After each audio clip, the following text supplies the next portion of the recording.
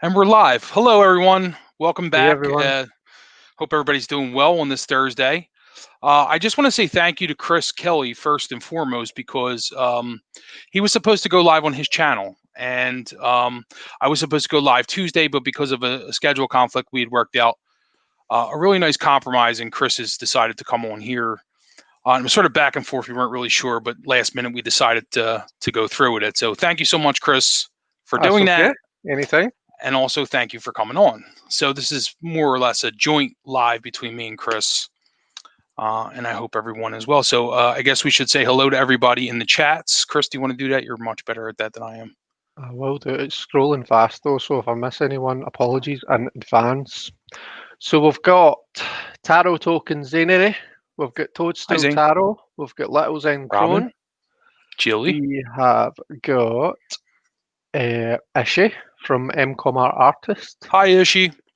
we've got Sandra from the Whispering Well. Hello, Sandra Love. And this is where it's just loaded the same. I see you, Kristen Louise. Did we mention Kristen Louise? No. I don't recognize I'm not there the yet. name, but hello, Kristen Louise. We've got barely balanced tarot. Hello, Chris. Hello, young Christopher. We've got the Simon from the Hermit's Cave. Hi, Simon. Hello, Simon. We've got it jumped. Right, we'll need to work from the bottom up now and then sandwich in the middle. So we've got Elle. Hi, Elle. We've got Hi, Elle. Kristen. We've got Jen / Hen from Jen's Science to Soul Tarot and Transformation. We know Hen. Hi, Hen. We've got. I think that might be everyone actually. Good. If I've missed anyone, apologies, but yeah, I think that's us caught everyone. Hi everyone, how are we all doing? Yeah, I'm always worried that to do that, and I figured you were better at it. I'm not sure if there's an official way to do it. I think you mentioned before you can open up in a separate box and check. I have not really. Participants, but I don't know. Doing that, it doesn't seem to. Right. So in my participants right now, I've got Chris from Barely Balanced. I've got Deanne. Deanne just commented as I finished there. Hi Deanne. We've got Elle, Jackie Jacaranda as well. I never said hi to Jackie. Sorry, Jackie, I missed you Oh, off. Jackie. Sorry, Jack. We've got Hen, we've got you, we've got Kristen, we've got Jilly. See, it's jumping and changing all the time. We've Yeah, got that's Ishi, all right. Zane, Simon, Sandra. Yeah, see, I don't know if. And Robin. Anyway. Simon just said, wait, hello. Wait, the way Justin just said that was like, hello, Simon, just after hello, my name is Simon, and I like to do trolling. So, it's taking me a while to read that one. Now I have to find Simon's thing again and undo that because, of course, I'll leave that up there the whole show. But anyway, I hope everybody's doing well. Thanks for stopping by. Of course, we're going to talk a little bit about playing cards. We're going to show some of our new toys that we got. I know Chris has a deck that he's very excited to show. And I have a whole bunch of playing cards that some of them I've opened, some of them I haven't. So I was going to maybe do some unboxings here if that was okay. But how are you, Chris? How are you doing today? Yeah, fine. I'm good. I'm good. We've got one more day to go, and then it's the weekend. Yeah.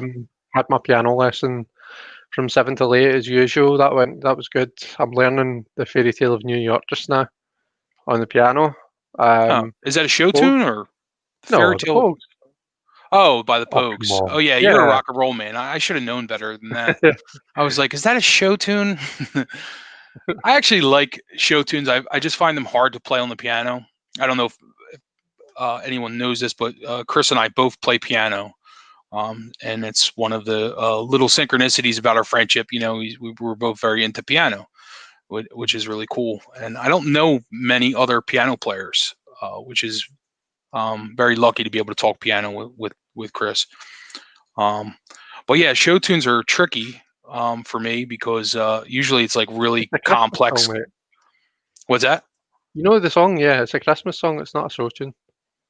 Oh, well, I know that. I'm just saying in Oh, general, show tunes. sorry, I mate. have one show tune book, it's actually from Wicked, which I got mostly because Chris or Steven really likes that show, and even our little niece sings a lot of songs from that, the Kristen Chenoweth type versions of the song. So, Yeah. but anyway, so Chris, you want to show your new deck, Sure, what you I got will. today? And So you all know Ben, or his name's Jam on YouTube.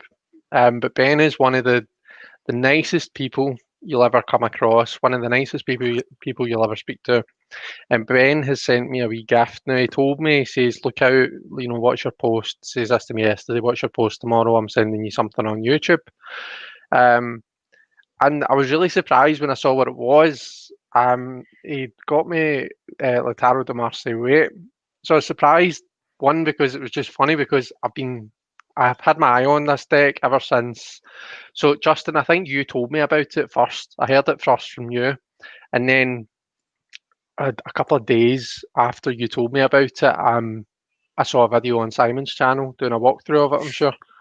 And ever since that, I thought, do you know, it's the backs that have caught my eye most of all. I'm a bit weird like that. See, if I see a tarot card back that's really, really nice, I'll kind of like, I'll want that deck just because it's got a nice back. But it was the back that caught my eye, and I've been kind of coming back and forth to it and back and forth to it, and for some reason I've just never hit the buy button. And then yeah, it came today. I was also surprised because he ordered it yesterday and it came from France. So yeah, crazy. I don't know. That's But anyway, amazing. But yet I sent you a JJ Swiss deck. What was it, like over almost a month now? Christ, it's been almost at least 3 weeks, and that's never turned up. But yet you order a deck from. And I think that was a seller in Britain. I hope that turns up. But anyway, we can talk about that another time. So it's a Very, funny very feeling lucky. box actually. It's a really nice box, isn't it? Yeah, it's lovely. But it feels it's different. I don't think I've got anything else like it. Slides off nicely. Ooh, it comes with a bag. I Yeah, don't think I've ever gotten a tarot card that's come with a bag before. nice. That's exciting. So yeah, and I've got the cards here. Shall I show some? I don't need to Yeah, do sure. If you a want to, full you don't have to do a walkthrough. walkthrough, but I just But I'll show some of the cards. definitely Uh, so just in let's case. If see. any, I'm sure most people have seen this deck, but you never Yeah, know. exactly. Let me see. I'll go through and I'll show some of my favourites.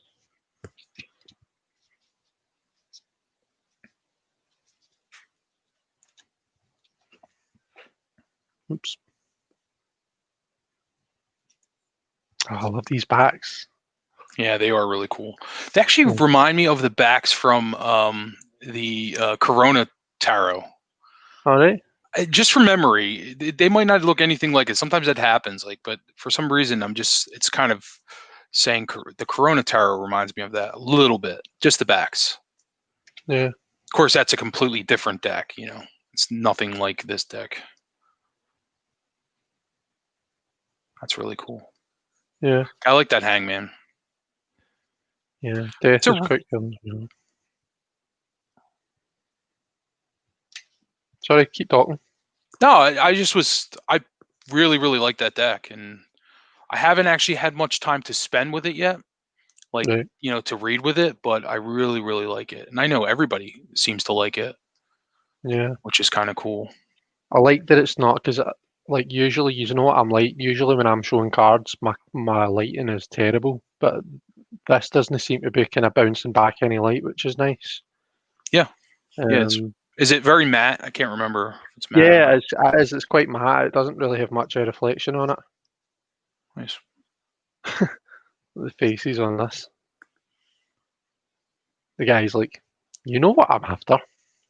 No, what is that called when the snakes are joined together? It's helix. Caduceus, Oh, Caduceus, caduceus. Yeah. Yeah. Well, it's also a um, helix too, I think, but that's like a general term, right? Is it? a double When, helix. Yeah, yeah. And it's just like affiliated DNA. with her. Yeah, I know Hermes has a similar type, Yeah, wands that's that he what carries his with him. kind of staff is called. Is it Caduceus or Caduceus? I think it's Caduceus. I'm not sure. I just know it to Someone in the see it. chat tell us.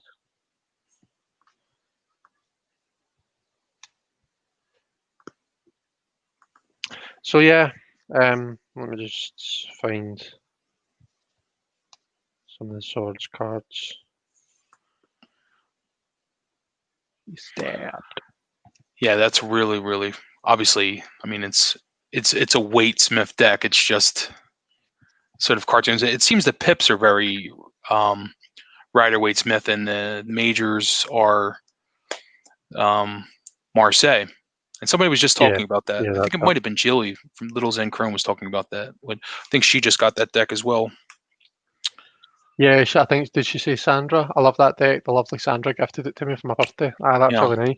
It's got a nice flexibility about it as well, because you know I like to riffle yeah, decks because that's how I like to get them randomized.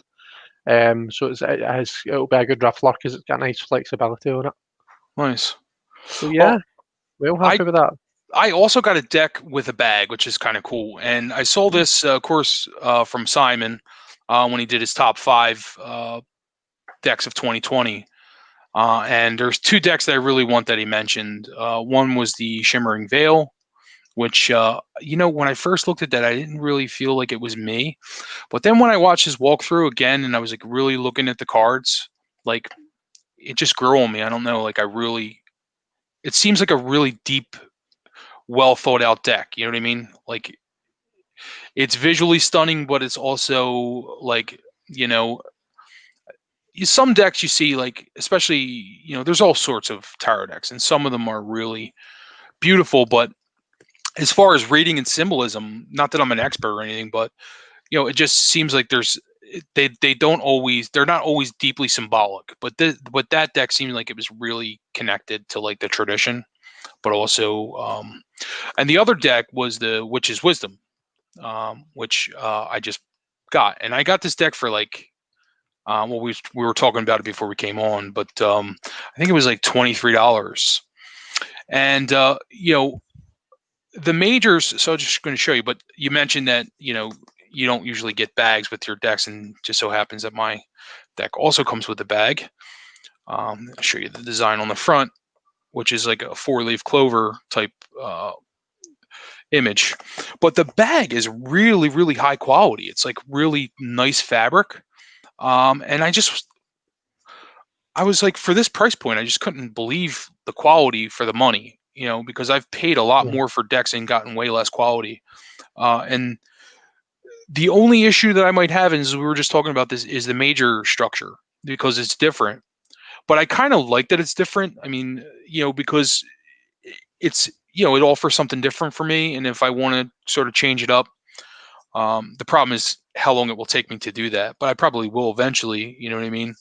yeah, I'm just going to show you some of the cards here. So those are the backs. I like the clover. The thing is, and if you watch my channel, you'll see I always put clovers up. But you always see a 3-leaf clover with me. You won't see a 4-leaf, because I feel like the 3-leaf is sort of like the Trinity. It represents Maiden, Mother, Crone, and all the the archetype of the Trinity, pretty much. right. And the 4-leaf clover is just sort of like good luck. I even actually have clover earrings. I don't know if you can see them. I can't figure out how to do this because of how it switches up, but I have like these little clover Yeah. earrings. I just like 3-leaf clovers, but Four's a powerful number two, though.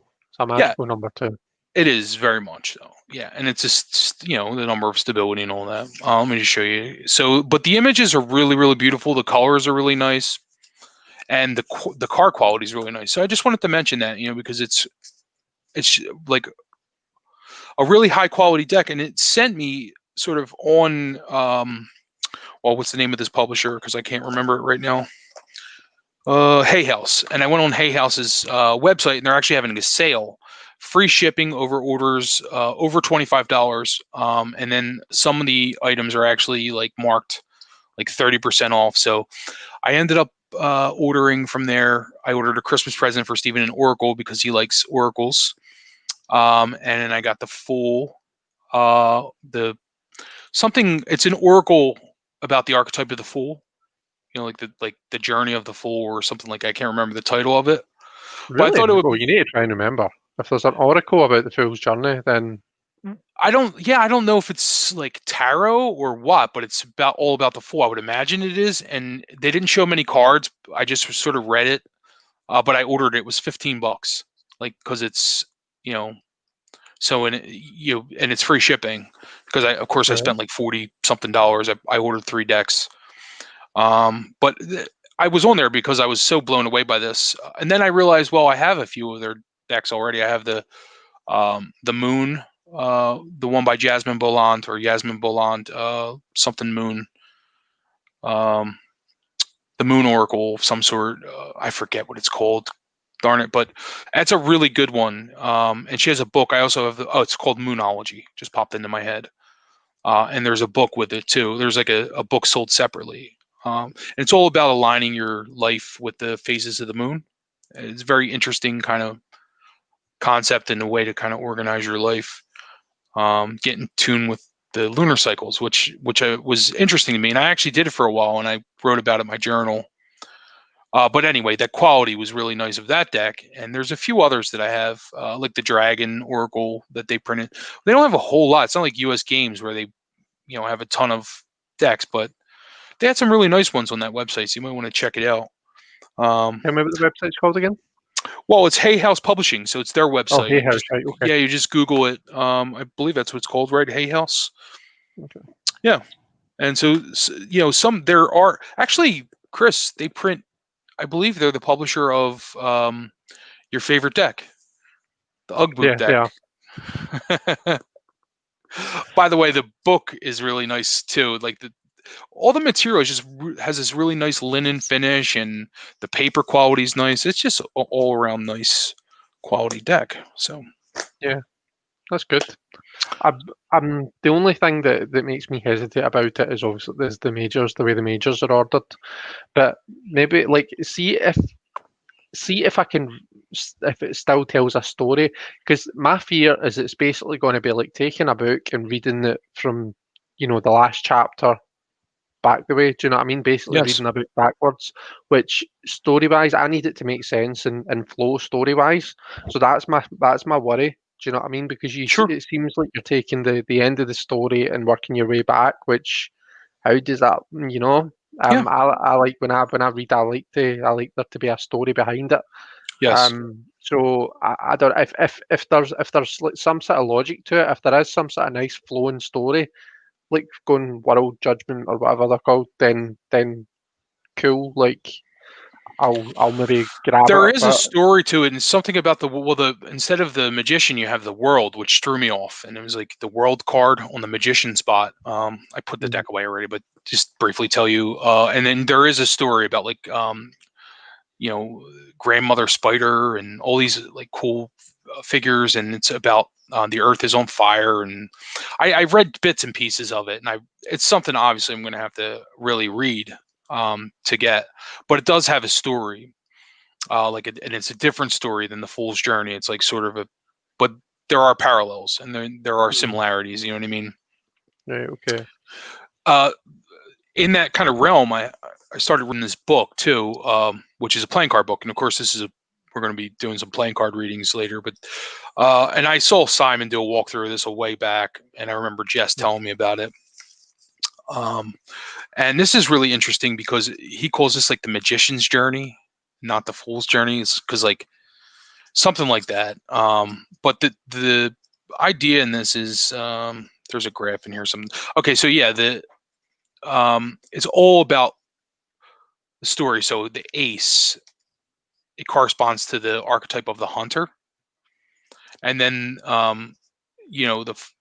so then you have 2 is the lover, 3 is the healer, 4 is like the smith, you know like blacksmith, for instance, or mm, silversmith or something.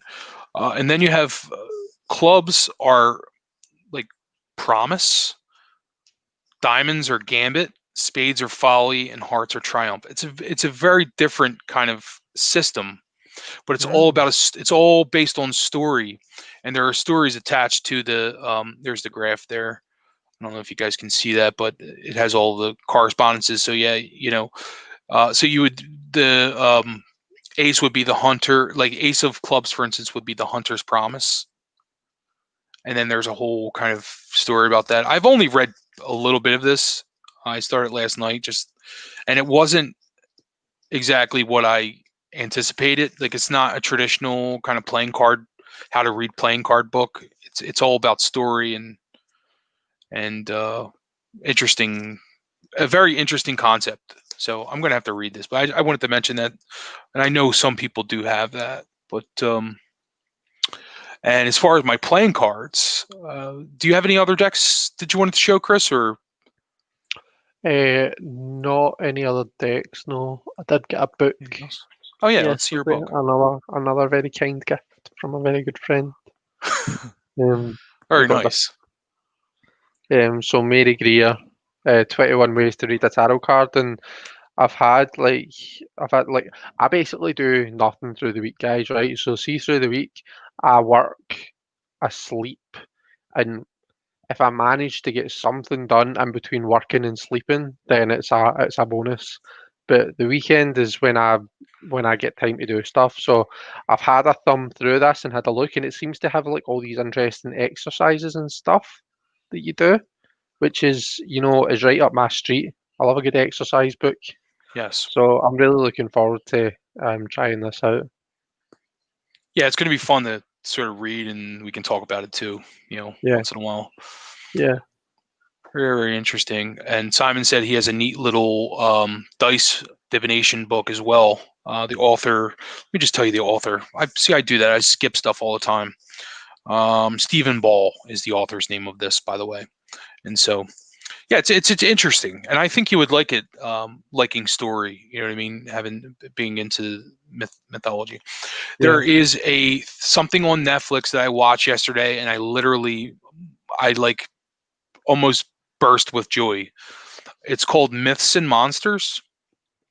It's a show on Netflix, yeah, and they talk about, and it's always funny because I find that things are like, I have like these kind of synchronicities happen when I'm learning about certain things. Like, for instance, I attended the Mary Greer lecture on Carl Jung, yeah, and I started hunting around for Joseph Campbell books.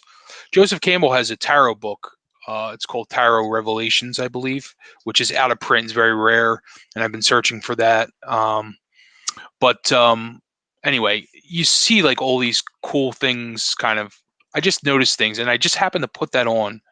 Just like, oh, it's about myths and monsters. Well, the yeah, whole first episode goes on about the hero's journey, which of course parallels with the fool's journey, and talks about story and mythology, and of course each episode focuses on a different thing. But I thought you would enjoy that because it's all about mythology, and yeah, we both really like Rachel Pollack, and she is in that Joseph Campbell kind of mold. You know what I mean? Like, yeah. about myth and story and so forth. But Do you know, I don't know if it's the same thing, but I found something. I was sure it was on Amazon Prime, Prime Video. I found something and I thought, oh my God, I wonder if anyone knows about this. But now I've fucking forgotten what it was. And I'm trying to like scramble and find it. it wasn't the about the Greek myths, was it? The one about Greek myths? I'd add that to my list. Right, what Yeah. was I looking for? I was looking for, I think it was when I was looking for Troy. Me and Sandy have been watching the film Troy. Um, so we have over the past few days, and it was when I was looking, maybe it was on Netflix. Do you know what? I'm doing this for, I'm going to find it. I'm determined. I want to find out what it was because it's going to do my absolute head in if I don't. Knitting Brow just said she will start watching Myths and Monsters. Yeah, The I guy is watched the first Jerry. episode, and Sandra also has seen it. Um, I feel so like what? that's the best Yeah, kind of, for me, it's the best sort of training for tarot that I've ever gotten were from things like that, like learning about the different mythologies, because then you see the parallels in the different decks. You know what I mean? So yeah, it's like, if someone were to ask me, like, what's the best advice to become a tarot reader? Of course, I'm not an expert tarot reader. I don't think I ever will be. I will never consider myself an expert tarot reader. But even if I were, I wouldn't say that. I just feel like it's.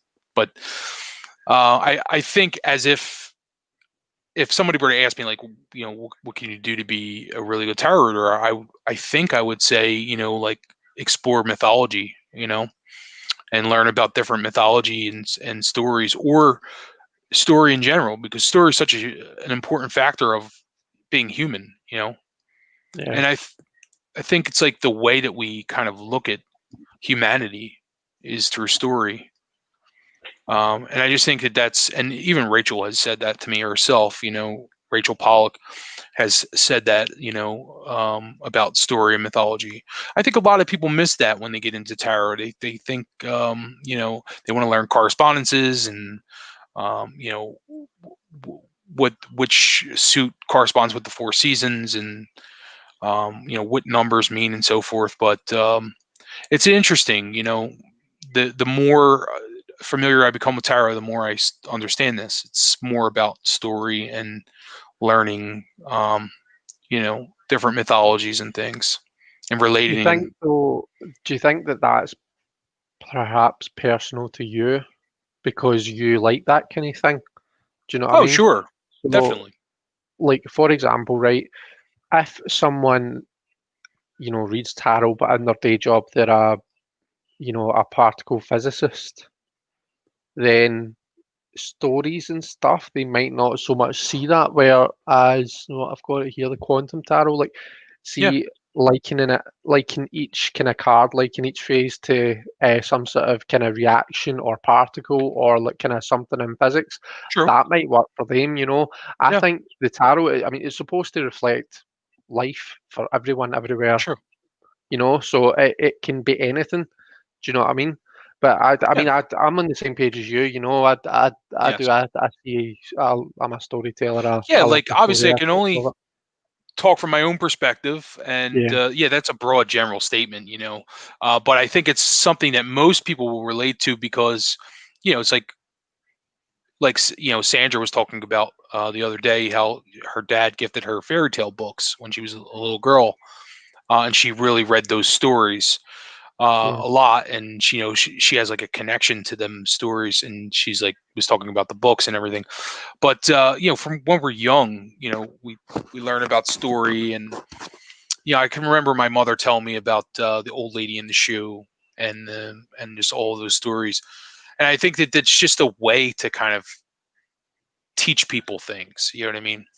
But of course, I mean, if some everybody's different, and there's no rules, right? So you can read tarot with however you want to. You can read, you know, spoons in your kitchen. I don't know, like whatever you want to do, and use whatever method works for you. Obviously, I'm not judging anybody who doesn't, but I just felt, for me personally, I feel like the story element is really important. You know, and it's becoming Yeah. more important the more I learn about it. And that's the whole idea of getting different themed decks, right? You get all these different decks with all these different themes. The Arthurian Tarot by Caitlin Matthews, all these really, the mythical creature tarot, whatever. It's like they all have different stories attached to them, but they all sort of tell the same kind of general story, right? Like, Mm. and that's what the hero's journey is all about with Joseph Campbell. And I recently found out, and this is another thing you and I have in common, is our love for Star Wars. And so the book that Joseph Campbell, The Face of a Thousand something, I forget what it was called. It was his the I forget what his first big book was, and I just ordered it on eBay. But George Lucas actually based the movie on the different parts of the hero's journey. So it actually goes, it's like when he's a child, um, it's like it's about youth, and then somehow action and adventure is introduced into his life.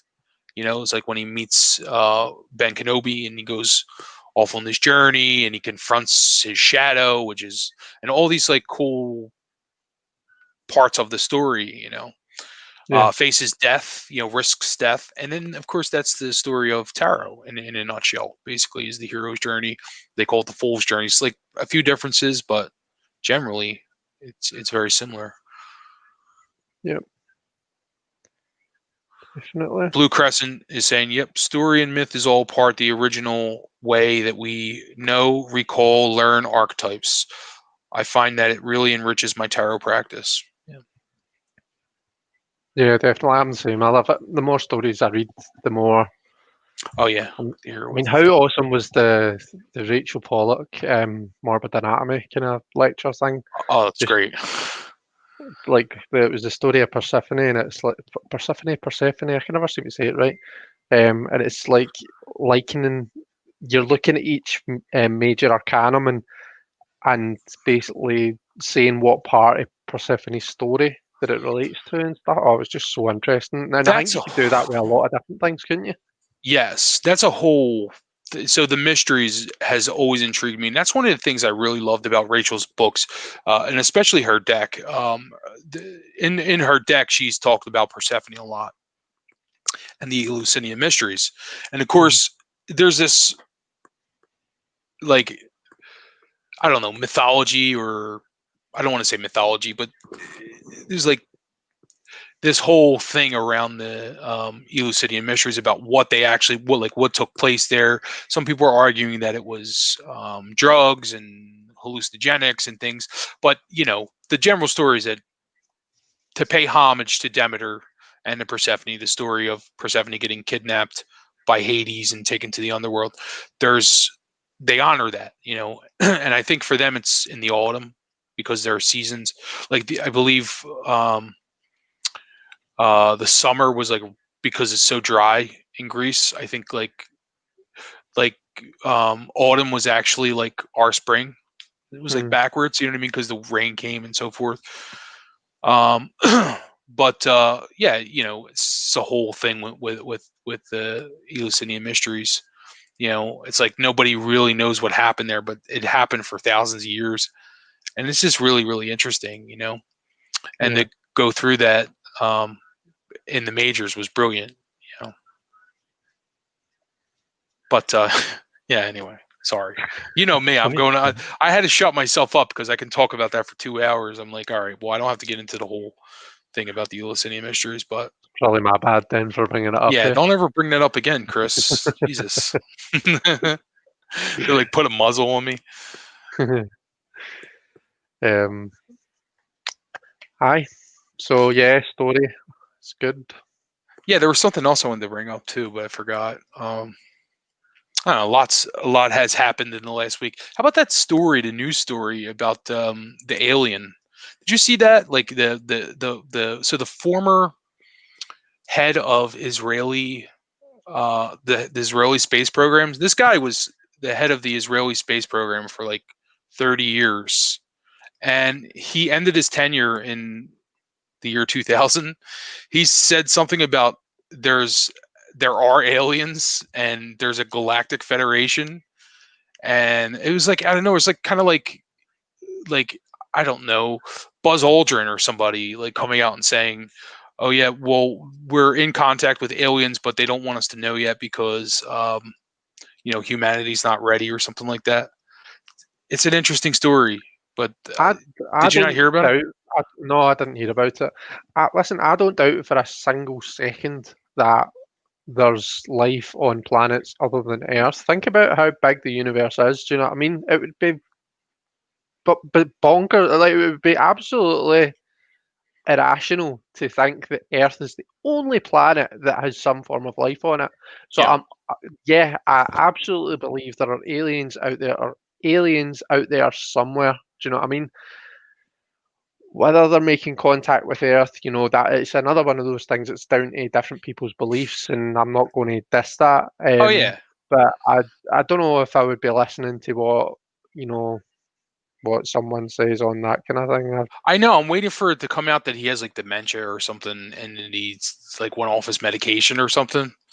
But it's just weird. You have a whole bunch of quacks like daily saying these kinds of things. But when someone who had such power and Mm. influence, you know, as of 10 years ago, he was head of the space security or something in Israel, and then he just says this, and it, of course goes with all these videos and stuff coming out. Not that we were going to talk about UFOs in this, I just wanted to get your opinion about that. I haven't really had an opportunity to talk to you about that. Yeah. I just thought it would be interesting. Well, I guess I can show some of my other decks here, and then we can get into playing card readings because I got to turn my light on. Hopefully that's not annoying, but it's getting dark here. Oh, Sun's before I going down. forget, Yeah, you should get Stephen to do a walkthrough on your channel of the Oracle deck that you got him. I will. I will try to convince him. Chris, do me a favor. Take over for 1 second. I'm going to just turn my big light on. I apologize. I'm going to go turn the big light on because this is really distracting. By the way, right, what's going on, El? What's the skinny? Because I can see that there's something that you're not happy about. What are people saying to you? Is anybody upsetting you? Do I need to tell anyone off? What's going on? Hi to everyone who's coming in, by the way, that we've not said hi to. We've got Johnny from Tarot Oculus is here. Jonathan Daly's here. Hi, Jonathan. The Johnnies are here. Yeah. It's like the Chris's, Yeah, true. I'm trying to find it because Elle's saying something about discussing both of you. She says they are, Chris, a bunch of heathens. They haven't seen Star Wars. Oh, I'm going to pretend I didn't read that. Yeah. How do you block someone again? Well, there's new movies out too, which is interesting, but so I can see people not seeing the original 3 because it's so older. I think they're the greatest ever, and I actually watch Star Wars on VHS. I still have a VCR just to watch Star Wars, so I can watch the original. And I'd like to get them converted to DVD somehow, but I like to watch the original unedited versions, which are different slightly. But yeah, I mean, there's new Star Wars, so you should. I mean, maybe they're an alien. Maybe they live on another planet and they're hiding in the population, like this Israeli guy is saying. Ben's just popped in. Hi, Ben. How are you? Hi, Ben. I was talking about you earlier, Ben. I've opened up Marseille Way and I've kind of went through some of the cards. I love it. I love it. I love it. Love it. Can't wait to properly play with it and stuff. Yeah, exciting.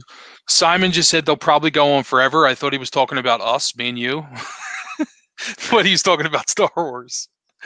I was like, Simon. No, I'm just kidding. That's funny. They'll probably go forever. I mean, to be fair, Justin, you do go on a wee bit, mate.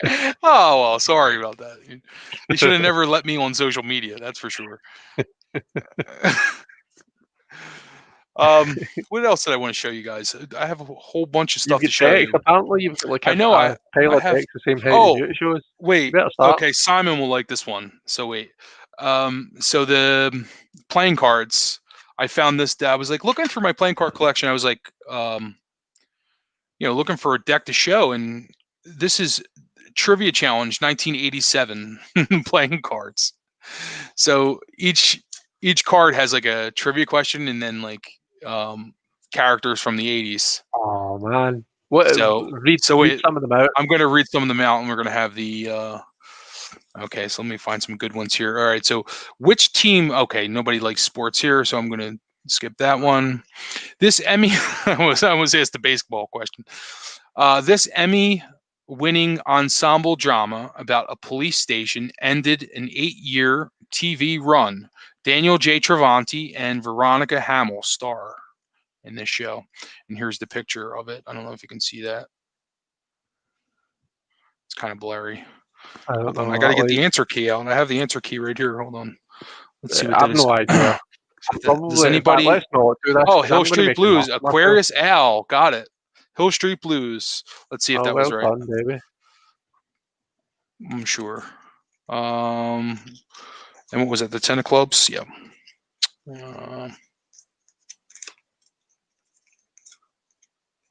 We're just going to assume she was right. I don't know where that is. The answer key. I only have the answer key to. Hold on. Maybe I'll find it real quick.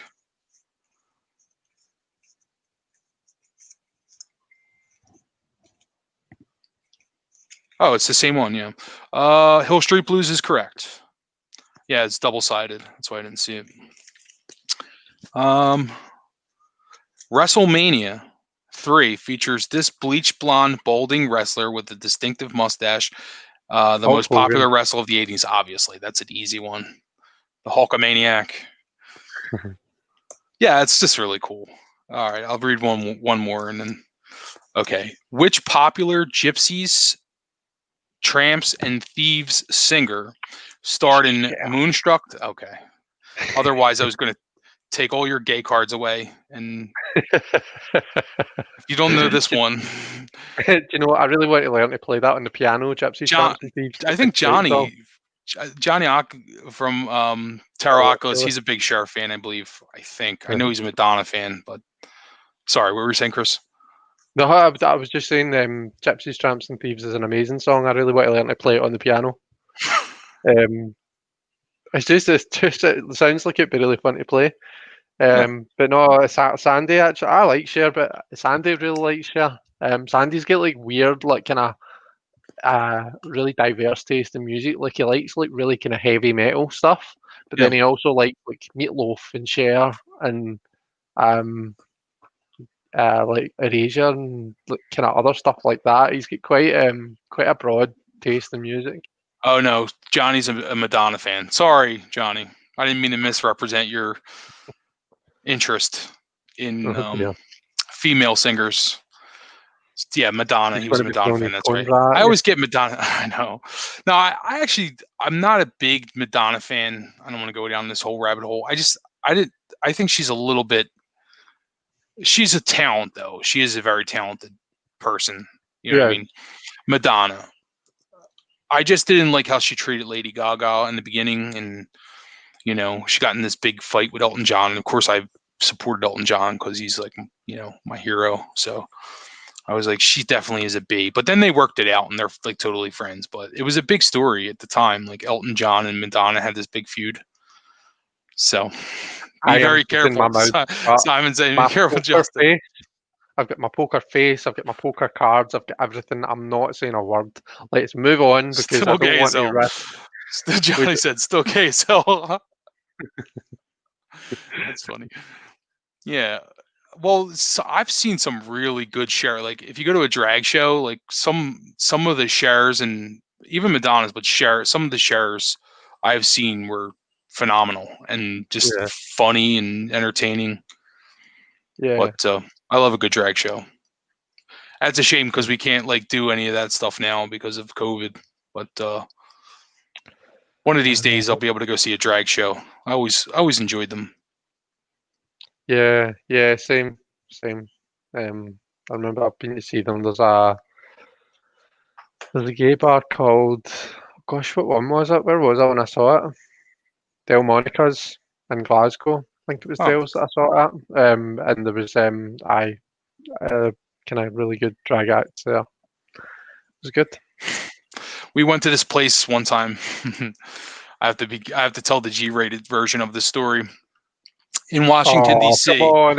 I'm going to tell you all the What good stuff. I just then in have the to. I have to UK? be Go for it. You're okay. past the watershed. So, Stephen and I went to this place in Washington D.C. where we go pretty often. It's called Ziegfeld Secrets. It's now closed, unfortunately.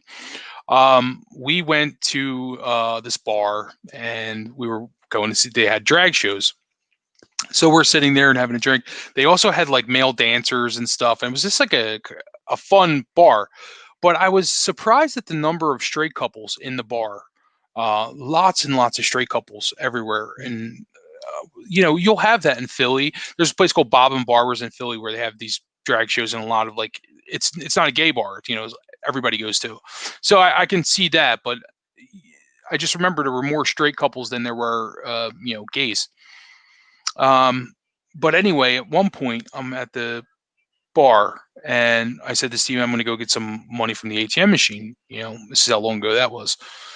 And I said to the guy, I said, one of the guys that worked there, I said, do you know where the ATM machine is? He says, it's upstairs.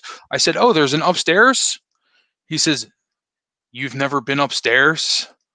I was like, no, what's upstairs? When I tell you, I went up there, I've never seen such filth in my life. It was just nudity everywhere, but it was like there was about 30 of them, and it was just the craziest bar I've ever been in my entire life. I went up there to get money, and I looked around. I was like, "Oh my god!" It's called Ziegfeld Secrets, but it was like the thing is, it was a mixed crowd. There was lots of women. It was kind of like a Chippendales kind of place, but full nudity, and you had all, let's just say, a wide variety of people walking around, and it was really, really interesting. That was the G-rated version of that story, but it That's was the G-rated version. yeah, that's the G-rated version. Well, I'm not going to get into detail, Right, okay. Well, Anyway, after we come off live, I want the full details. that was really an interesting place. No, I didn't do anything crazy. I mean, it was with Steven, so well, we just had a good time. But it was really a filthy place, and we went back many times after that because we had such a good time. It was an interesting place. It was a lot of fun, but I'd never seen anything like that. At that point in my life, it was like in maybe my mid-20s, something like that. So before I went to Sarah from Vegas. Waterfowl Tarot's just come in. Hi, Sarah. Sorry, Sarah. You've come We're in at talking the about perfect time, sweetheart. We're talking about seedy bars and all the kind of stuff that Justin gets up to when he's out. Jonathan said that they don't have any gay bars in Maui anymore. Interesting. I would think there were a lot of gay bars there, but I don't know anything about that area. Yeah. But like I think of Key West. Key West is that's one of the gayest places I've ever seen in my entire life. And Fort Lauderdale as well, down in Florida. Lots of beach. The gays like the beach. So the next deck I wanted to show you was this other kind of cool deck that I got, the House of the Rising Spade. Now, what was the name of the tarot deck that they God, I'm terrible. Chris Yale did a walkthrough of it. I forget, but they have a kind of a cool. Does anybody know? Chris, help us out. He's here. He's here somewhere, I think. Although Chris, I've what not was seen that? It was the tarot of something. It's interesting. Well, I'm going to open this up now because my knife here. I forget what the tarot deck is called. I wasn't like crazy about the tarot deck, but I really, really liked the playing card deck, and I haven't opened it yet. So I was like, let's take a look. So it has, that gold foil kind of lettering that I like, and like a nice quality box. And they look really, really nice. I forget. It's the sister. It's like the tarot deck, like sort of the sister deck of this. I want to say it starts with an L. If Mendy was here, she would know. Kristen said I used to hang out in gay bars. I often couldn't use the women's bathroom because it was occupied. Oh yeah. Do you know? See, see in like the one of the gay bars that I used to go to, it's called the Polo Lounge, and it's still in Glasgow. In the men's toilet downstairs, like, so you go into it through a corridor, right? So you Yeah. go in like the kind of the toilet door with the person on it. Yeah. And then you walk down this corridor, and on your right hand side in the corridor, there's like a one-way glass thing. So the people in the corridor can see in, but the inside can't see out, right? And the window goes right onto it. So at the other side of the window is the urinal, like the big kind of trough urinal. So there's Yes. guys peeing, and there's a window into where the guys are peeing into the urinal. Oh, that sounds It's uncomfortable. so bizarre. It's Yeah, so weird. that's a little weird. Yeah. So the company is that's Sorry, did that throw you off there? no, I it's had something fine. else I was going to say I was as like, well. really? Like I wouldn't use that bathroom. I don't know. Well, it Hell was. said, I "Oh think my life." I know. I This think it is was the rated only men. R, guys. This is a rated R event. Oh, This is for sorry. adults only. I was worried about smoking, and we're talking about our I filth. know. I'm sorry. I just it No, was just an interesting it's too fact that late. popped into my head. Oh, the Keymaster. There's Chris. The Keymaster is the tarot deck I was trying to think of. Sorry, go ahead. Oh, did Chris tag you in that on the den? In the den? Yes, You put a post. I I looked believe at the so. that looks really cool, by the way. Yeah, So it is a cool deck, and I should have bought it when I bought this, but I was like trying to be conservative that day. That's when I was having one of those no buy days. It's funny when you really have a problem when you have no buy days, yeah. not a no buy week or no buy month, but a no buy day. And it was just so happened I was like, I'm only going to order the playing card. This is the back here. It's really, Oh, really that's cute. nice. But what I liked about this was the arrangement of the pips. Oh, So yeah, it's different, it's unorthodox. And it does have this, like, I don't know if you're not going to be able to see that, but it has like this gold leaf kind of border, yeah. and of course it has a lot of gold foiling all throughout. So So that, numerologically, I don't know how it would work. You know what I mean?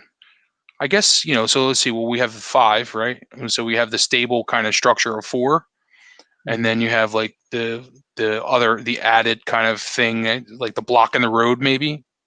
You know what I well, mean? interestingly enough, Justin, in playing card reading, the numerology is slightly different. 5 isn't as much instability. 5 pertains to the physical, and the way that they explain that. And so that this is from the Playing Marseille book, Yeah, which is Ryan Edward, who's a student of that. Oh gosh, who is it? Camille, somebody. Camille Elias. Yeah, Yeah. So it's like the head, the 2 arms, and the 2 legs. So those are like the 5 points. 5 points of the pentagram, but it makes up a kind of person. So 5 pertains to the physical. So hearts, physical I don't know love, what he's talking about, but I'm wondering if he was talking about the bathroom. the Sorry, go ahead. bathroom. Yeah, he said that when I was talking about the bathroom. Um, Sorry. It I pertains to the James, physical. James So Sweeney's yeah. podcast. Hey James, how are you? So yeah, Continue before I rudely interrupted you. so the arrangement of the spades on that is actually quite nice because it does look like the kind of it's arranged like the 5 the points of the pentagram pentacle type Yeah. pentagon fucking Yeah. maths. Yeah. I was just looking at another book, and it was very much like it had a whole different kind of system, though. It wasn't I've heard that in tarot too, like, 5s for, physicality, and because of the 5 body parts, your head and your 4 Yeah, your arms and your legs and so forth, and that of course makes sense. And I suppose you can just kind of throw that in whenever you want, and interpret it however you want. But I still like the numerology for, even if I'm doing playing cards. I would have a hard time going back and forth, like relearning numerology for playing cards, you yeah. know. I know, So I just I want to know. keep my numerology. I hope that's okay. I'll allow it.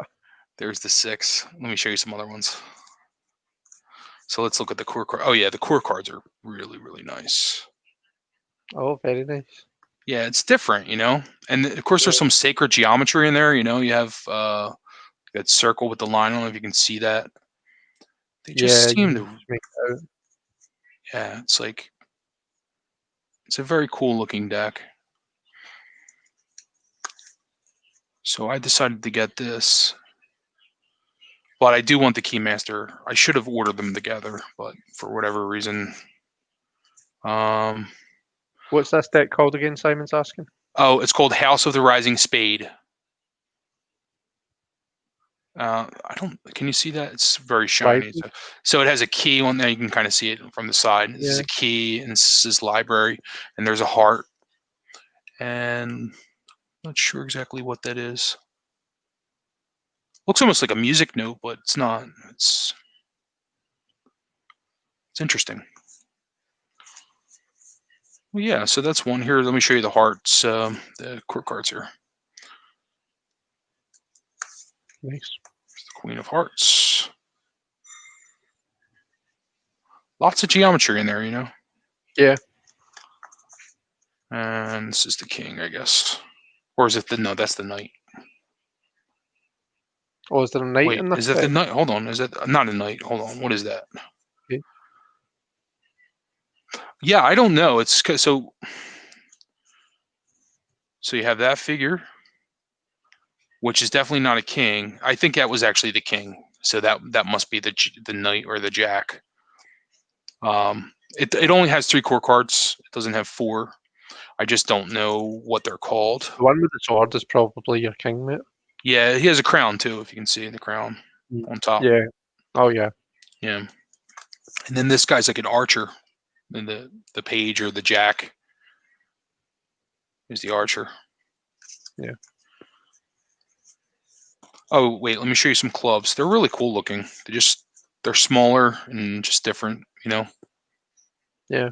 So I thought for divination this would be a good deck, you know, and it's also very fancy. So, but yeah. Of course, I dropped them all over the place. Oh, there's one other one I wanted to show you.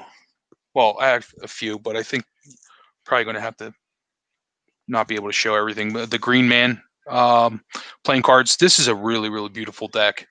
And you know, I'm trying to remember the name of the so Jaku playing cards is the designer. Okay. And the cards are printed by Cardamundi. But really quickly, I'll just show you. These are really, really pretty cards. They have you know, like this really cool back design, which you're probably not going to be able to see because it's going to be pixelated. And then these are the pips. And I'm going to have to show you of course, the core cards where most of the major art is going to be. This is based on, I believe, a Sicilian tradition. Right. You know, of Green Man. So it's not quite, you know, it's not like Celtic. It's maybe it is Celtic indirectly, or maybe Roman. But I found that interesting. I don't really know too much about the history of it, but I do know it's based on a Sicilian mythology. Really pretty. Yeah, it's lovely. Quartz are really nice. Although the diamond's black. They're very dark maroon. Oh, right, okay. Yeah, it's hard to see with this, but yeah, that was the issue I had with you know, using, for instance, we were talking about using different decks like majors or tarot decks and sort of taking the majors and the knights away. I thought Tarot Local would be great for that, but the only issue is it takes the duality of the black and red suit. You know what I mean? Like I feel like black and red is kind of an important element of reading playing cards. Yeah. So for you, is the black the active and the red passive, or is it vice versa? How do you view black and red? Like which one's the active suit and which one's? For me, I view the red as the feminine because it's the feminine suits. You know, it's earth and water. Yeah. Yeah, I think I don't know if I've ever really thought about that question, if I'm totally honest with you, but yeah, I would tend to just use the elemental associations from tarot. So I know that in the book that I'm reading, diamonds are fire, which is weird to think about, but I would probably just use clubs as fire, spades as air, you know, diamonds as earth, and hearts as water. So yeah, for me, from that it stems that the black suits would be the kind of the more active suits, whereas the red suits would be the more passive, I think. Yeah, I mean, based on the elemental suits, the only reason I thought is because the active, of course, would be like yes or the affirmations, right? And then the black would be no. Like that's what I'm trying to figure out because I was trying to like make it consistent. Like, you know, the red. I'm sorry, the red would be like well, it would be an action, so it would be a no, right? And whereas the action would be sort of a yes, an affirmation. I don't think you can say that yes is active and no is passive, though, can you? Or vice versa. I don't think yes and no are necessarily active or passive. I think it depends on the question. Yeah. So I probably wouldn't. I probably wouldn't. I think that's for me anyway. That would be kind of thinking about it too much. Yeah, probably. That's my problem with a lot of things. I overthink a lot of things. That's my problem with tarot in general. You know, I got one other deck. I guess I'll show you. This is the this is another heart deck. The what was See, that? before you do, actually, will we Yeah, just put it out there? If anybody's wanting to ask a question, then pop it in the chat and capitals, but sometimes capitals don't work. So tag one of us, tag either yeah. Elemental Guardimancy or tag Justin Michael. I nearly forgot your channel name there. Tag Justin Michael in it so Well, that it's it my catches actual your eye. name, so Yeah, I know exactly. That's the worrying thing. And yeah, we'll pull some cards. But yeah, shows your deck, Justin. okay. And Simon has already asked a question. I think I don't know if he's the first one, but I'm just gonna make a note of that so I can know where to find it in case it starts moving. So yeah, this is okay. So what was the name of that deck that you guys purchased? The um, Stephen Hart, was it, or Samuel Hart. Samuel Hart? Sorry, Which Samuel one? Hart. Oh, I'm shuffling. Yes. Well, so apparently he's a big card manufacturer. So I got another couple. So Hearts, Lion, Eagle, Non-Imperial. I haven't opened this one yet, but I caught the.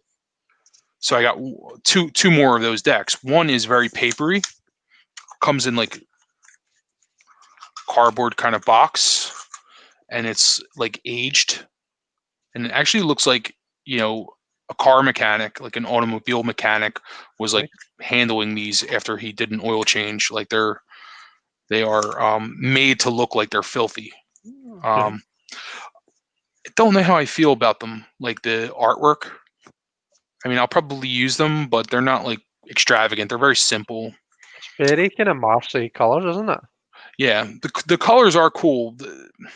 It kind of reminded me of like video game characters, like from like the very first video games. Yeah. Ah, you're They're right like, enough. Primary colour. yeah, like they're, I don't know, but I do like the pips without the numbers for reading a lot.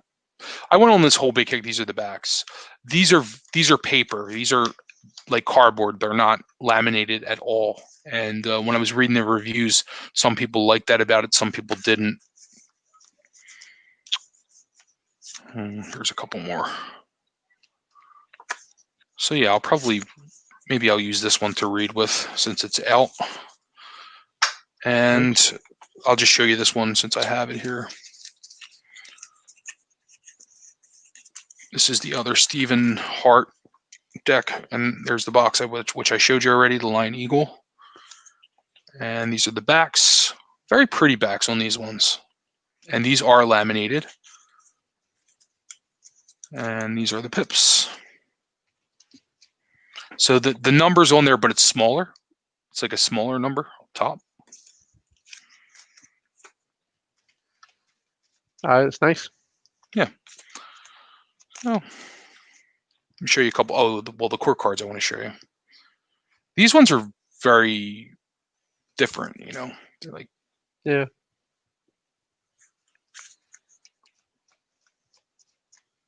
okay, so that's it. You know me. I have to show my cards off.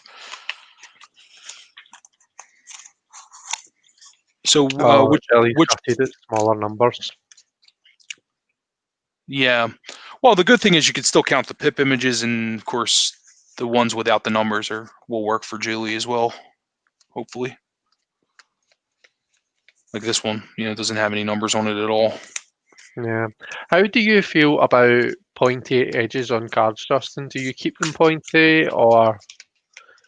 Yes, I get nervous with them. This one I don't care because it was like $5, so I just throw this one around. I was already Yeah. riffle shuffling with this and so forth. But some of my Marseille decks with the pointing edges, like for instance the Peterson Noble, that one is. I used to get so nervous handling it. Now I don't care much, but I don't like the round the corners on them because I feel like they're meant to be that way. But in the same sense, I think I was unconsciously like not using them as much because they had pointy edges. You know what I mean? Yeah, yeah. So I certainly could understand when people wanting to round the edges, but I don't know. I'm weird about altering my decks. Yeah. See, so I got this Samuel Hart after our last playing card live that we did. Must have been a few months back now, sure. Yeah, it's been a while. Um, Yep. I got this one, and I had to round the corners because I wasn't using it purely because of the edges. Yes. I just it was hurting my hands. It was I was kind of what's the word? Just wary of how I was shuffling it and stuff. Yeah. I just wasn't enjoying it, so I rounded it, and I much prefer it now. Well, I definitely But, get that. but I yeah, definitely get that. I actually, I mean, like, I respect that, that you're comfortable enough to do it. And like, look at, some of the people that do a lot of the alterations to their deck. Sometimes, like, the one that really made me kind of lose my mind was the Le Terre Noir. And I saw someone doing that. I think it was Ben, and Ben's really good at alterations. He does a really good job at it. mhm.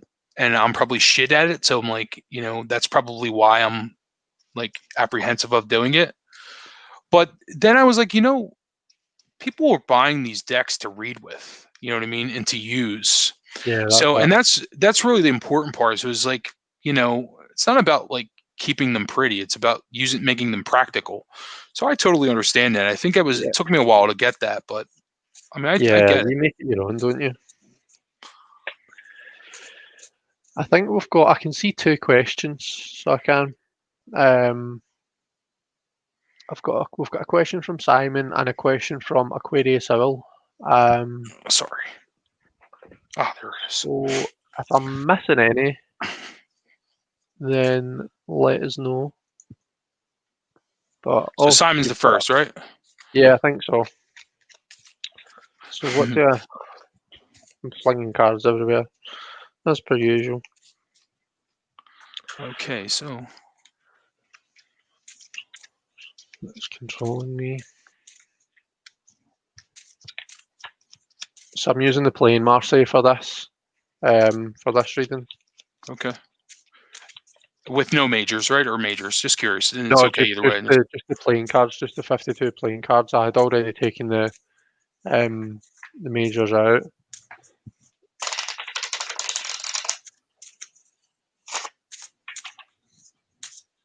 Hi, Sorsha, by the way. I can see Sorsha's in. Hi, Sorsha.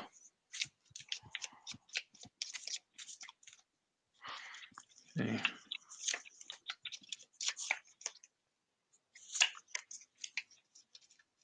Well, that's very interesting. What do you got? I swear I shuffled these for a long time too. I shuffled them even before. I got all hearts here for Simon. So what to focus on? I would say what's important to you, Simon.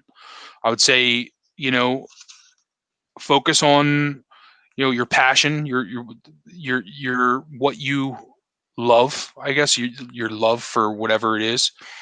I think that's what the cards are saying here is you got all hearts, right? So you have the ace, which is the pure in its purest form, which is love, and then you have the four of hearts, which is all about stability and stabilizing your emotions and your I don't want to say passion because that's very fire element, but your love for something, you know what I mean, for whatever it is, and be creative. And I think it all stems from your heart, and then you can get into being stable and being creative. You know what I mean? It's like the four is about control. You know what I mean? I mean, that's ultimately what four is. It's about containment, sort of. You know what I mean? Yeah. I'm start. Sorry, are you finished? Yes. Yeah. Yep. It was very I'm simple. starting off with a hearts card as well. I've got the King of Hearts to start off with. So the kind of the negotiator, and every time I get the King of Cups or the King of Hearts, and every time I say that, the negotiator, I think of that it's going to be lost on Simon because he doesn't even like Star Wars. But I think of that General Grievous scene where he's like, the negotiator. But anyway, sorry, I digress. Sorry to bring Star Wars into your reading, Simon. Oh, anyway, so the situation is the King of Hearts. So we're trying to find some way to, to negotiate some sort of emotional situation. Hearts, water. We're talking about connections with other people. We're talking about, how we're interacting with others. The advice card is interesting. We've got the Seven of Spades. Do what you need to do. The Seven of Spades quite often, or Seven of the Seven of Air can quite often be viewed as a dishonest card, a sneaky card, backstabbing, thievery. All of those things can be associated with this card, but to me, at least personally, that's not the essence of the card. The essence of the card is problem solving and finding a different solution to a problem. Okay, so the obvious solution, the kind of taking the problem on head on, probably isn't working for you and isn't going to work. You're going to have to find a different kind of way around, Now that might take you to dark places. We've got the King of Hearts as a red card, and then we've got two black cards here because my final card is the Queen of Clubs. So you might feel as though in order to take control of this situation, it's going to take you to a bit of a dark place, somewhere you would maybe rather not tread. But what is kind of coming up for me here is that you're kind of going to have to get your hands dirty. Do you know what I mean? Sometimes some situations just call for, us to put ourselves into a situation that we're not comfortable. The example, I know this isn't what you're talking about, but the example that springs to mind is everything that we're talking about when we speak about, tackling systemic racism and all that kind of thing. It would be lovely if we could just kind of sit back and just be nice people and let it all happen. But at the end of the day, that's not going to work. Do you know what I mean? These things change. Pride is a protest. We got our change through protesting. That's how you kind of you bring about change in the world. It's not about sitting in that hearts and diamonds area and being all nicey. At the end of the day, sometimes you just have to be a bit of a dick. Sometimes you have to get your hands dirty. Sometimes you have to do what's necessary. So what I'm saying, Simon, you might not like what you have to do, but if you can bring yourself to that, you're ending up with the Queen of Clubs. She's the Queen of Fire. She's got that perfect balance of water and fire. She's the kind of person that, everyone is interested. Anytime she moves an inch or opens her mouth, it's all eyes on her. Everyone is interested in what this queen has got to say, has got to do. She's like the celebrity of the tarot world, in my opinion. So it's maybe time to step out of that kind of trying to make everyone happy, your King of Hearts situation. If that means thinking about yourself for a change, then go for it. If that means kind of solving the problem in a way that you maybe wouldn't normally be comfortable with, go for it. It's going to light this fire, and people will admire you for it. So, sorry, Chris. Sorry, Were you done? Were you done, or yeah, I was kind of doing that thing where I was just kind of going round and round in circles, and I was just needing somebody to cut me off. That was that, yeah. With a stick, Chris. No, you went really deep there. That was great. When I originally read the question, I don't think I really understood the question. But I think if we just look at that, like this reading again, it's the emotional kind of cause. You know what I mean? It's like the ace for me is like whatever is controlling you, it's emotional. I think love was a bad kind of word because I got sort of distracted with the hearts. But if something's controlling you, and as Chris was talking, I was sort of thinking like it's definitely something it's an emotional trigger. So I think the advice is to any other thing in psychology is to get to the root of the unconscious sort of emotional triggers that are making that happen for you. So that's just something I wanted to mention. Cool. So hope that was helpful, Simon. I'm wondering if anyone else customizes playing cards to make tarot cards. Oh, I thought that was like an actual question, but it's it's not a tarot reading, or it's not a reading question. That's Sorsha that said that. I saw that. Yeah, I think that's what's exciting about playing card readings for me is it's.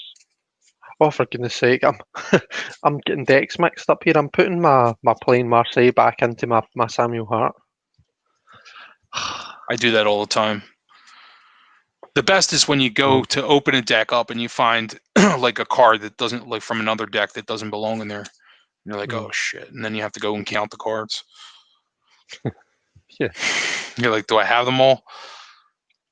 Let's see. James is taking off. Bye, James. Thanks for popping in. It was nice to see you. Okay, so Aquarius L. This I'm guessing this was. Oh, James, I'm sorry. Thanks, man. Thanks for stopping by. You know we love you, man. I was doing two different things once. I had a reading the other day from Jonathan after my deceased mom showed up in my dreams.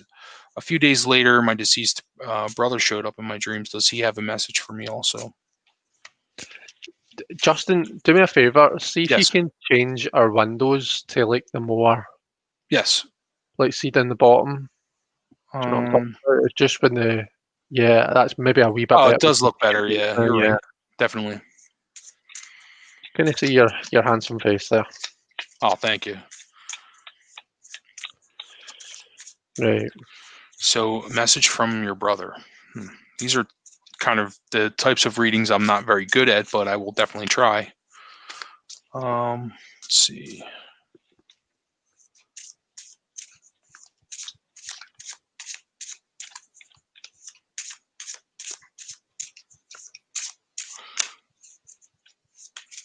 Oh, I just had jumpers, and it's 3 cards. So I'm going to go with that. 3 cards flipped over completely. So I'm just going to go with that. Actually, it's this way because this is the right way up. So I have 5 of diamonds. I have the 6 of diamonds, and then the 7 of hearts.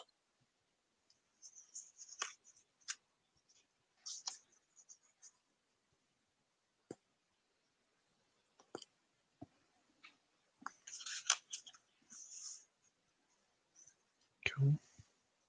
Sorry, tell me again, Justin, what card you got there? I have the 5 of diamonds, the 6 of diamonds, and the 7 of hearts.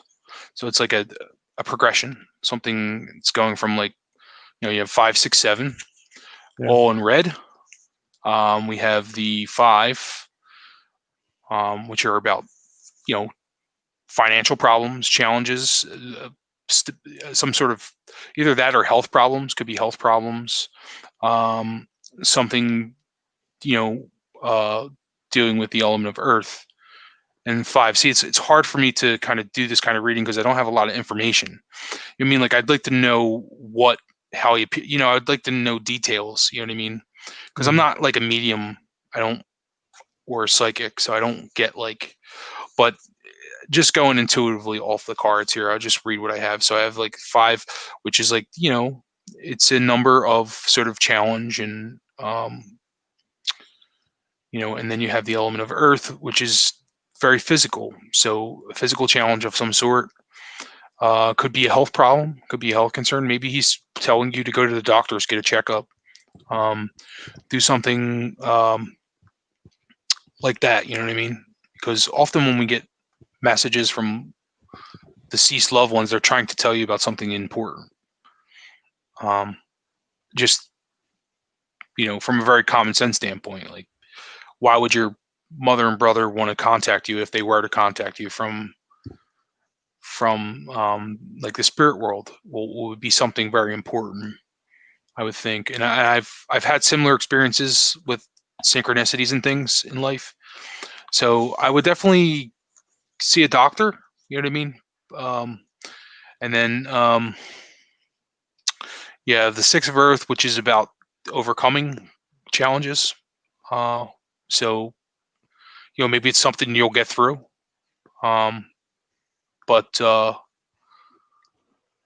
just don't know because I don't have a lot of information. But I think and then go ahead, based on the Chris. cards that I've pulled, I think I'm seeing something similar, but perhaps from a slightly different viewpoint, and I might be able to kind of help out. But go if you want to go on and finish first. Well, then we have the Seven of Hearts, which is, seven is, I like that whole growth from stability kind of thing about seven. It is overcoming something and growing from it, becoming more mature or gaining the experience from it and growing. So whatever it is going to really impact you as a person and your development moving forward. You know what I mean? So, Chris, what do you think? That was a challenge for me, where as hell. And I like challenges, but I just worry about giving you an accurate reading. But so I want to actually Aquarius. I think it's Debbie, but correct me if I'm wrong. But I want to ask: have you been kind of maybe feeling a bit down, or maybe just a bit less confident, as if your fire's maybe been a wee bit tamed lately? Because what I'm seeing, right, it's not like a specific message. It's not like a factual message that your brother has for you. It's more just he wants to pick you up. He wants to make you feel a bit better. So the first card that I've got is the Three of Hearts. It's that social card. It's that kind of card. It's when you get together with your friends, you do it to kind of just relax, to let go of your week that you've had a shit week. You do it to let go, to kind of have a laugh, to forget about your adulting for a bit, and just kind of just feel yourself lighting up and light that fire inside you. And the next card that we've got, again, it's the same card that came up for Simon. It's the Queen of Clubs, Queen of Fire. So I'll say again, it's that perfect balance of fire and water. She's not so fired up that she loses control of herself. She's got the water to kind of temper it, to keep things in balance. But she is a warm presence. Uh, when she's in a room, all eyes are on her. It's that kind of thing. He just, for me, what I'm seeing is he just wants to pick you up a wee bit. He wants to make you feel a wee bit better, and he wants to kind of light that fire inside you. And the last card that I've got is the Five of Clubs. So we tend to associate that with challenges, competition. It's not always a negative thing for me personally. The Five of Clubs, the Five of Fire. It can be friendly competition. That competition is an important thing in our lives. Do you know what I mean? Although it's not healthy to compare and all that kind of thing, but you do need to kind of have that dynamic against that other people bringing a different dynamic. And if you lived your whole life in a wee bubble, do you know what I mean, and didn't have any interactions or any competition or anything like that, it would kind of kill your drive. So it's going to kind of give you your drive back. And the card that Justin pulled was the Seven of Hearts. Yeah, but I mean, it's the same kind of thing. Sevens it's growth from stability.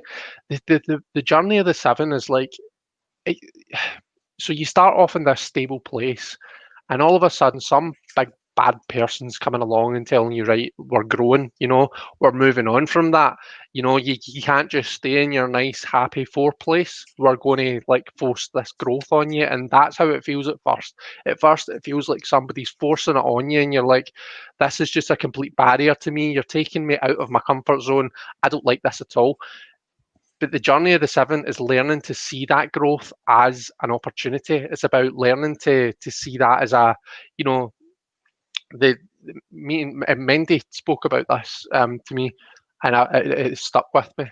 So as that heart in the middle of the seven, you can see that as a barrier, you know, or you can see it as a stepping stone. You can see it as something to push off of to make you stronger, and Yeah. that's what it's that to me that's the point. It's to lift your spirits. It's to make you feel better, and it's to give you the oomph, give you the fire to face the challenges that life's going to throw your way, and just kind of bring you back to yourself a wee bit. I think is Yeah. what I would say based on both readings, based on all those cards. That would be what I would say. So let us know Still if always that's you meaningful. still get a checkup. I think. I mean, just to be safe. Obviously, I don't like to. I'm like I said, I'm not a psychic or a medium. But that was just kind of what popped into my head with the five of diamonds. It's like health issues, and it's probably something like I feel like it's something that you overcome. But just wanted to add that. Sorry. Yeah. No, Obviously, this is not something that you should base your life on. They're just readings from my own standpoint. But I find that, when you get messages from relatives, often they're trying to warn you about something. That's I'm a little bit superstitious about dreams. But just wanted to add that. I think I'm going to switch decks. I'm going to go to the Pike and Clover. Do you have any other questions, Chris? Or yeah, well, Hen's asked a question, but I'm just quickly casting my eyes down the chat to see if there's been any other questions in between Debbie and Hen. I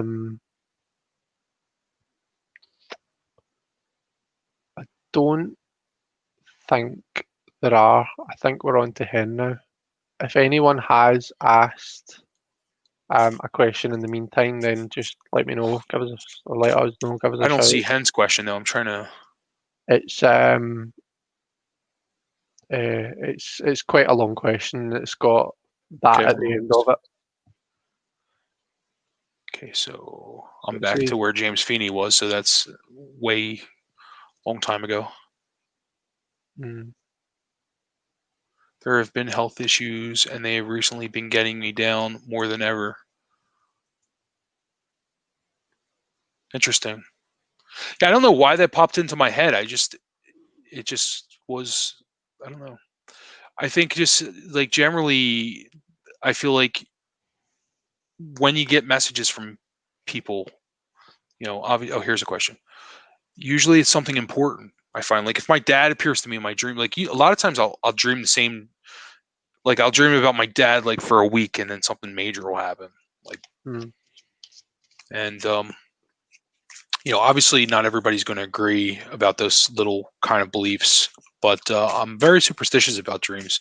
I feel like I practiced dream divination long before I even knew what divination was. Like, when you dream about something and you try and find meaning in your actual real life, that's sort of divination. And Robert M. Place talks about that a bit in his book. He's a big thing with dream divination. So I mm, would just say pay attention to your dreams, and also, and see what your dreams are trying to tell you, because it could be something just about yourself. It could be some unresolved business you have with your brother that you're dreaming about him. Uh, you know, like maybe it's something you need to work out. Maybe you need to forgive him about something, or work on an issue with your relationship with your brother. Maybe that's what he's trying to tell you. You know, like if you look at it from a pure kind of like psychological standpoint.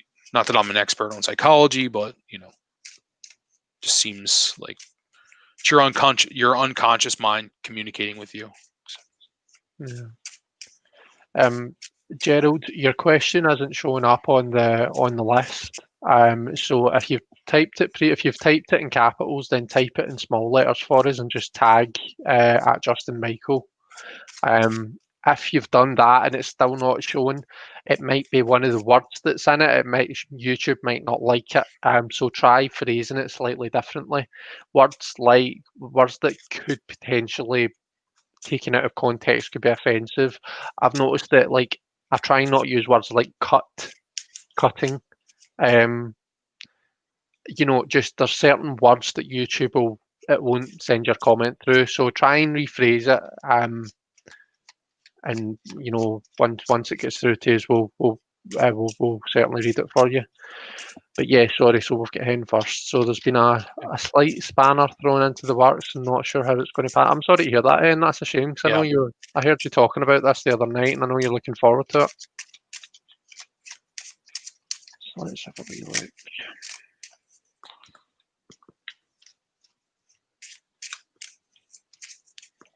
Chris, you can pull first if you want for this one. No worries.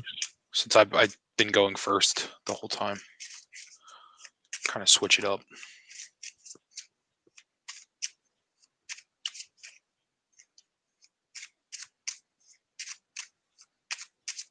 Oh, keep getting jumpers, Hen.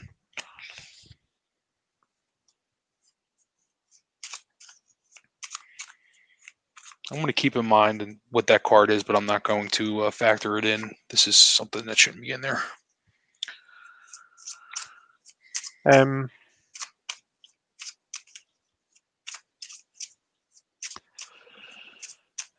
Okay, so to just answer your question, your outcome, you've ended up on the Nine of Hearts, which you might look at that as the wish card, or the kind of community card.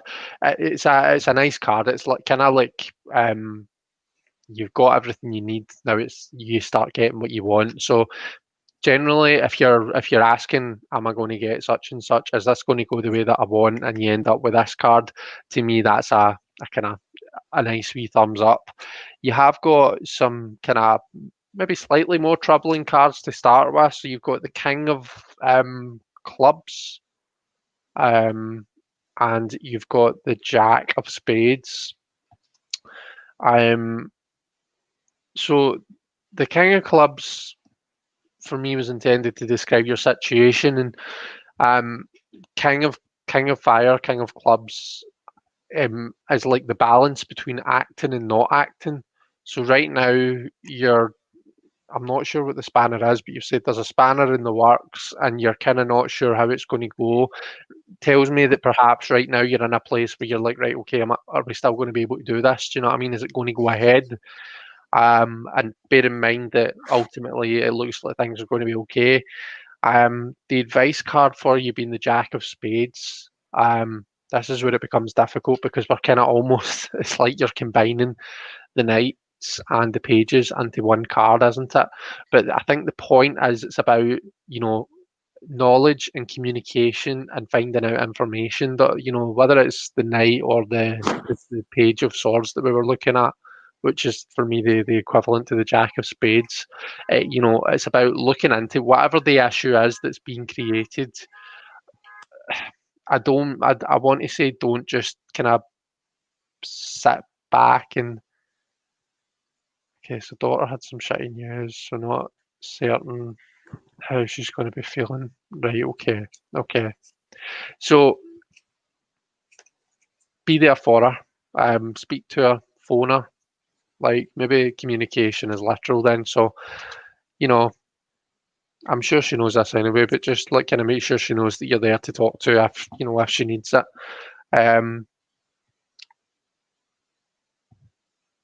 Yeah, sorry, that wasn't the most eloquent reading in the world, but I think the point is, and the main thing for me, the main card for me was the kind of outcome card, the direction that things are heading in, and we've got this Nine of Hearts, which tells me that yeah, things are probably still going to go ahead. It's funny. This is the whole benefit of having someone talk to you, in a reading. I find it a lot easier to read for someone when they're there because you can talk to them and ask them questions. Mm-hmm. And that's really, so it's really a challenge when you just get one question and you have to answer it, sort of thing. But I found that really helpful because before she even said that, I had the Jack of Clubs here, or the Jack of Spades rather. In this case, it's the pike. Well, they still call it spades though. But I thought a messenger, some kind of bad news around, the sort of the party. You know what I mean? Because jacks, I feel like, are pages, which are messengers ultimately, in a way. And then I saw the 8 here, right? And I saw like circled in the middle, and this is just intuitively as 2 individuals. So I thought maybe that represent your mini gathering, and then I saw like the 2 kind of circled there. So it's like, 2 people in the group are kind of having an issue that is like sort of throwing it off. I thought maybe an argument or some kind of issue involving 2 people. That might not be true. But that's just what I was seeing in the cards. I was like, because you see the 2 clubs sort of circled there. They're like emphasized. And then you have like 2 different groups of people. Maybe they're 2 different families. Maybe it's a mixed family, in-laws, something like that. But I just found that interesting. And then, of course, you have the 4 of diamonds, which is, I guess that's like things working out. You know what I mean? Things going to they're going to be okay. Maybe it's all sort of contingent on the situation, with the person. But I don't know. I don't know what the two clubs, sort of center there, what it means, if it means anything. But to me, it's the thing that stood out to me. She said that's correct. Jen says, yeah, that's correct on my daughter's end, Justin. What's that about? What? I'm sorry. Correct about the two individuals. Okay. Yeah. It's interesting. Mm-hmm. So is she arguing with like a family member or something? I mean, I don't want you to get personal, but maybe. Oh, she said Maybe she's had it's. bad news, so it's maybe just kind of making things a bit difficult for her. Yeah. Yeah. But I think it's going to be okay with the 4 of. I think it's going to go okay, which is ultimately what you've asked, and I think everything is going to be just fine. You know. So. Cool.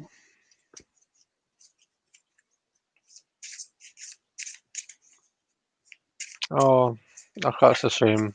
I hope she's okay, Hen. Oh, about the 2 individuals. Yeah. Yeah, it's funny how that popped out. Like, I don't know.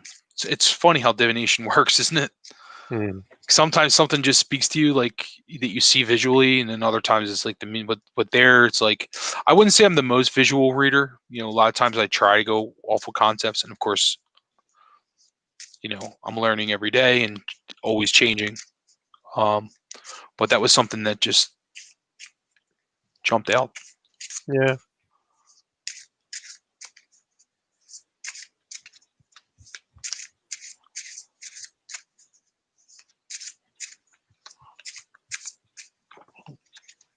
So we're on to the next question. Jen, I hope that was helpful for you of some sort.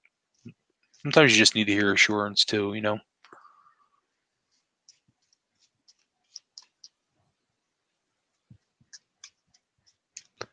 So I think the next one we managed to get Gerald's question through, and then after that, who is it that's asked the question?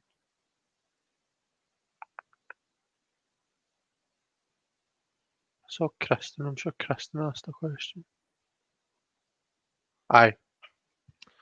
So Gerald Nittenbrow. Okay, Nittenbrow. Looking. I did see his question somewhere. Okay, Gerald had a question. It's quite near the bottom. Oh, here we go. I'd like to gain insight on creating digital content.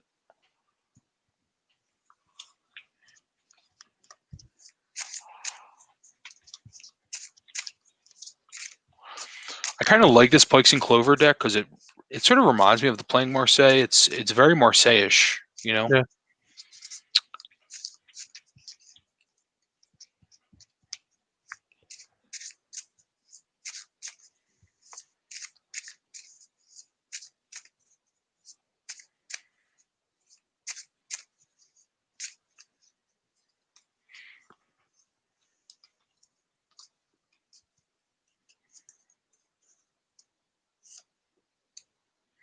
Oh, Chris is Chris from Barely Balanced. Chris, yeah, I'll see you, Chris. Thanks for stopping by, my friend. Bye, Chris.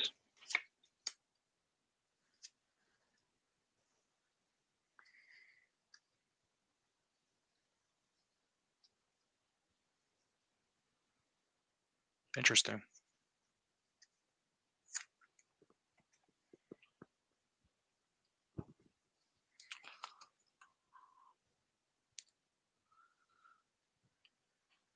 I think you just have to do it. This is you have the Queen of Clubs here, which is the Queen of Wands, essentially. You just have to kind of go for it. I think. Um, you have the Two of. This whole thing screws me up every time. It's like I can't even turn the card. I'm trying to turn the card this way, and it's like, you know what I mean? Funny.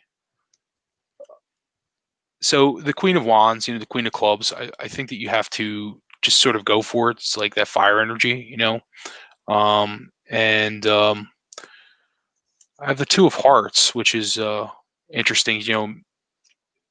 Maybe it's about a choice. You have to make the choice, maybe make the decision to do it. And the Five of Clubs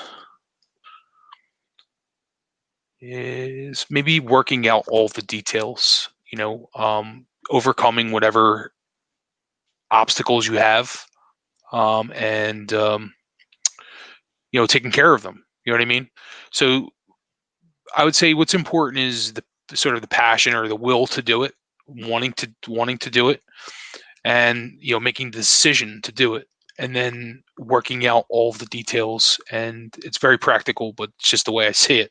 Um, you know, Working out all the little kind of obstacles and things that you might have problems with. It's very practical advice, but I think that that's what the cards say to me, anyway. You know. Cool. My so my cards that I got are the Eight of Diamonds, the Four of Hearts, and Five of Diamonds. A big part of this is going to be finding your confidence. Okay. You have the ability, but finding that that deep interest and that kind of that real drive that makes you actually want to kind of learn what it is you need to learn and do the work that it is that you need to do. Because we've got eights, which is about collectives, and then fives is about the physical, the person. So I see this kind of going from relying on other people to help you to being confident in yourself. So that is one thing I would say. Um, this Four of Hearts in the middle, so fours are balance and stability, which is great. Sometimes in the emotions, we don't want too much stability. Being emotionally stable. Obviously everyone, when you put it that way, it sounds like a good thing, but your emotions themselves, they're meant to be kind of up in the air. They're meant to be unstable, you know.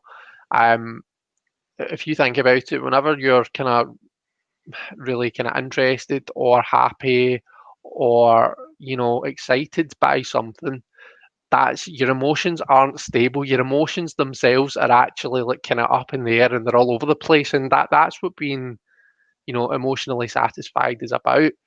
So sometimes when our emotions get too stable, we find ourselves being disinterested, basically being like kind of just not turned on by the thing at all, and that's why we quite often associate this card with like boredom. Do you know what I mean? Um, so getting past that, finding your inspiration and finding your spark, and finding your confidence in yourself. Those are the kind of messages that I would kind of put forward for you. Interesting. We have a question here from Kristen Louise. If you guys have time for another question, will there be any spiritual changes / shifts in the new year? Another thing I was thinking about, and I was like, I wanted to talk to you about it, Chris, in the beginning when I brought up the UFO thing, which was way out of left field. But the other thing was the astrological event happening on the winter solstice, which is, Jupiter and Saturn are sort of aligning in such a way. They call it the Christmas star.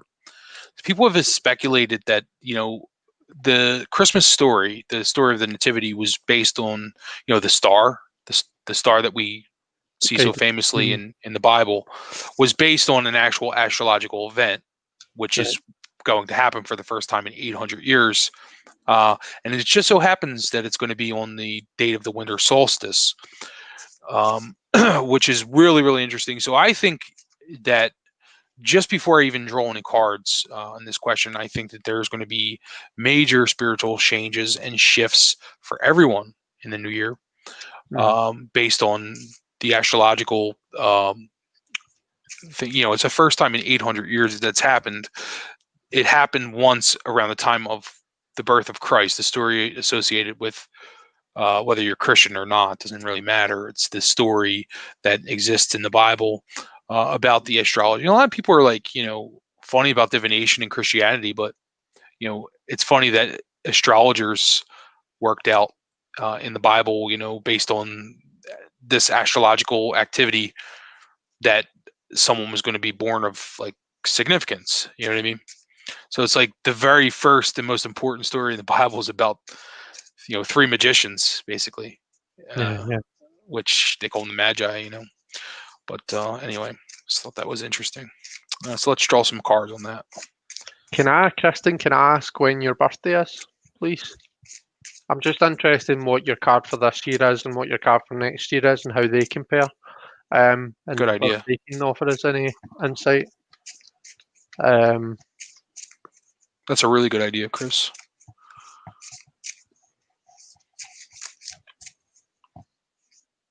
November the 21st. Okay. So 3, 4, 5. So this year would have been Hermit for you then? Is that right? And then next year, that means that next year is going to be 10, which would be Wheel of Fortune. Major changes. Yeah. With the wheel. I mean, that's. Yeah, it's a big shift, so it is, and I think to be fair, we are all looking for that shift. So there's the reason that I ask, Kristen, is because there's two ways you can do it. You can take your right there. I'll get a bit of paper and actually do this out for people. Let's see.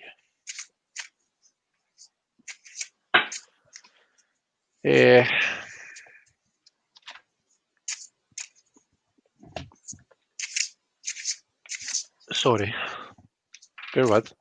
So 21st of November. So you can take try and do this a bit closer. You can either do like two. Oh, for goodness sake, I've picked a pen that doesn't work. Right, I'll just say it. You can either do 21, 2 plus 1 plus 1 plus 1 from the November plus 2 plus 0 plus 2 plus 0, right? And if I've done that right, that gives you 9. 2 and 1's 3, 4, 5, 6, 7, 8, 9. But then there's another way to do it. You can also do 21 plus 11, which would be 32, plus 2020. So that would take you up to 2052. And then do 2, add 5, add 2, which still gives you 9. So never mind. But yeah, like depending on, not everybody's birthday gives you the same thing. So anyway, sorry. Yeah. So we're going from Hermit to Wheel of Fortune. So for me, if anything, I would say that you're probably going to find that this would be a more spiritual year for you. For me, the Hermit's a much more spiritual card than the Wheel of Fortune, just because it's all about kind of going deep within yourself. When we're kind of going through that Hermit phase, we learn things about ourselves. It's a kind of very kind of insightful phase to be in.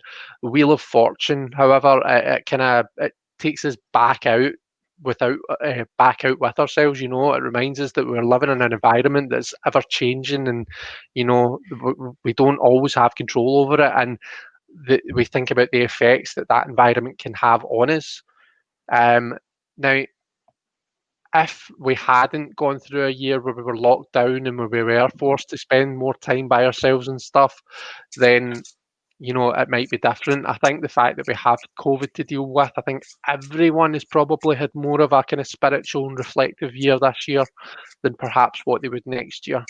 I think next year there's going to be big changes, but I'm sorry, I absolutely kicked the arse out of that, so I have. So let's just pull some Actually, cards. everybody is saying that. A lot, like even Vinny Patici was saying this, that about, he's saying February. He's saying, and he considers himself psychic, but it's a nuanced kind of term for him, psychic. You know what I mean? He just goes by that. He's sort of an old school fortune teller, Vincent, which is why I love him. Like, because he just doesn't make any bones about it. But in the same sense, he will tell you from a rational point of view. What he does is conceptual blending and mind mapping and all this other cool stuff. He's just interesting to listen to. And Chris and I both attended his. He has a monthly meeting, and he was making he just came out with it. He said February. He said February there's going to be big changes. He thinks because the vaccine is rolling out, but also he thinks the whole political kind of divide that exists in the United States, and actually it's a global thing, really, because it exists with Brexit in England and here with Trump, and it's just there's this major kind of ideological kind of clash that's going on worldwide.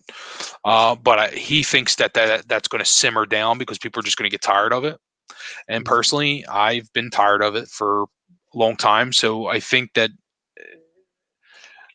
it's just going to happen eventually. I'm hoping that everybody's going to get tired of the whole division and just sort of be like, maybe more. Well, you have the new administration coming in, which is what Vincent pointed to, but you also, I think, people are going to get tired of he said what he said was there's going to be a surge of happiness because, the COVID thing, the vaccines may take care of the virus, the worst of it. We're going to start to get back to normal around February, and people are just going to be so happy about that, coupled with the change in administration and so forth. And he said it doesn't matter if you voted for Trump or for Biden. He said you're going to just be happy and you're going to be tired of bickering. So let's hope that's true. But let's draw some cards.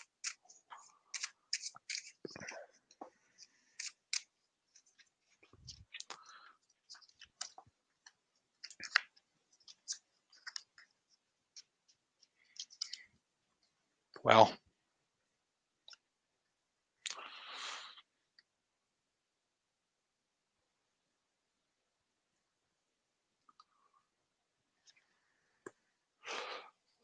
I'm definitely thinking that it's really interesting. You got 2 9s here, and you have the king. So you have the king of hearts or cups, the king of hearts.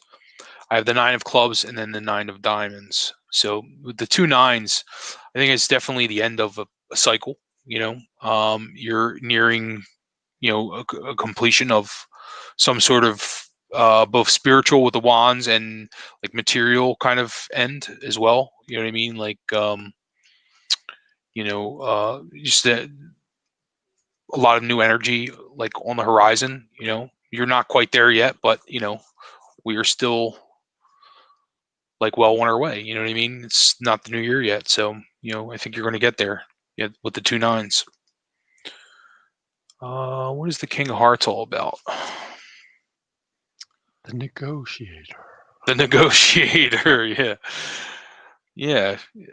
I think that's King is all about mastery and negotiation, as Chris has just pointed out.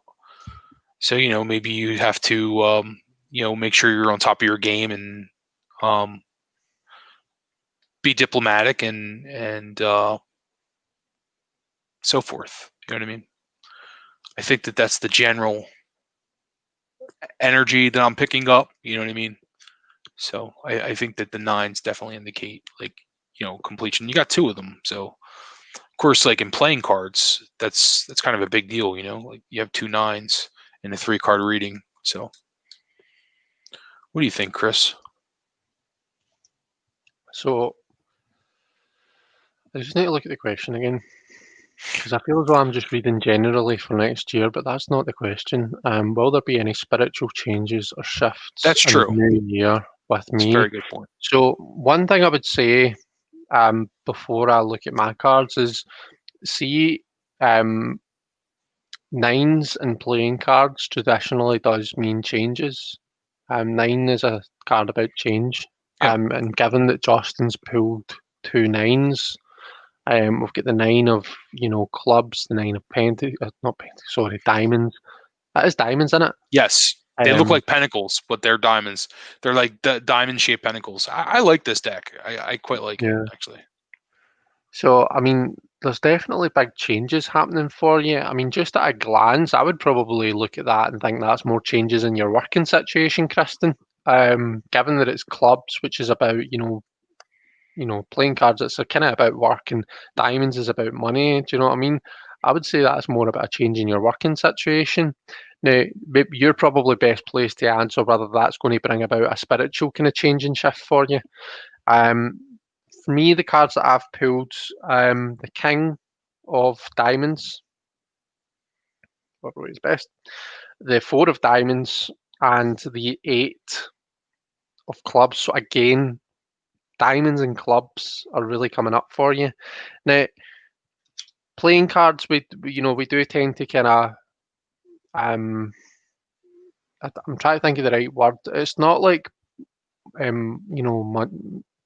it's kind of like you're making it more mundane than tarot, because for me tarot it's like, you can go really esoteric, whereas for me playing cards tend to really cut to the chase and tell you about the things in your everyday life, your love life, your money, your work, and your whatever the other suit is that I've forgotten, your troubles. Playing cards tend to be more simplistic like that, and they tend to be more kind of Yeah. more down to earth, I suppose, is the phrase that I'm looking for.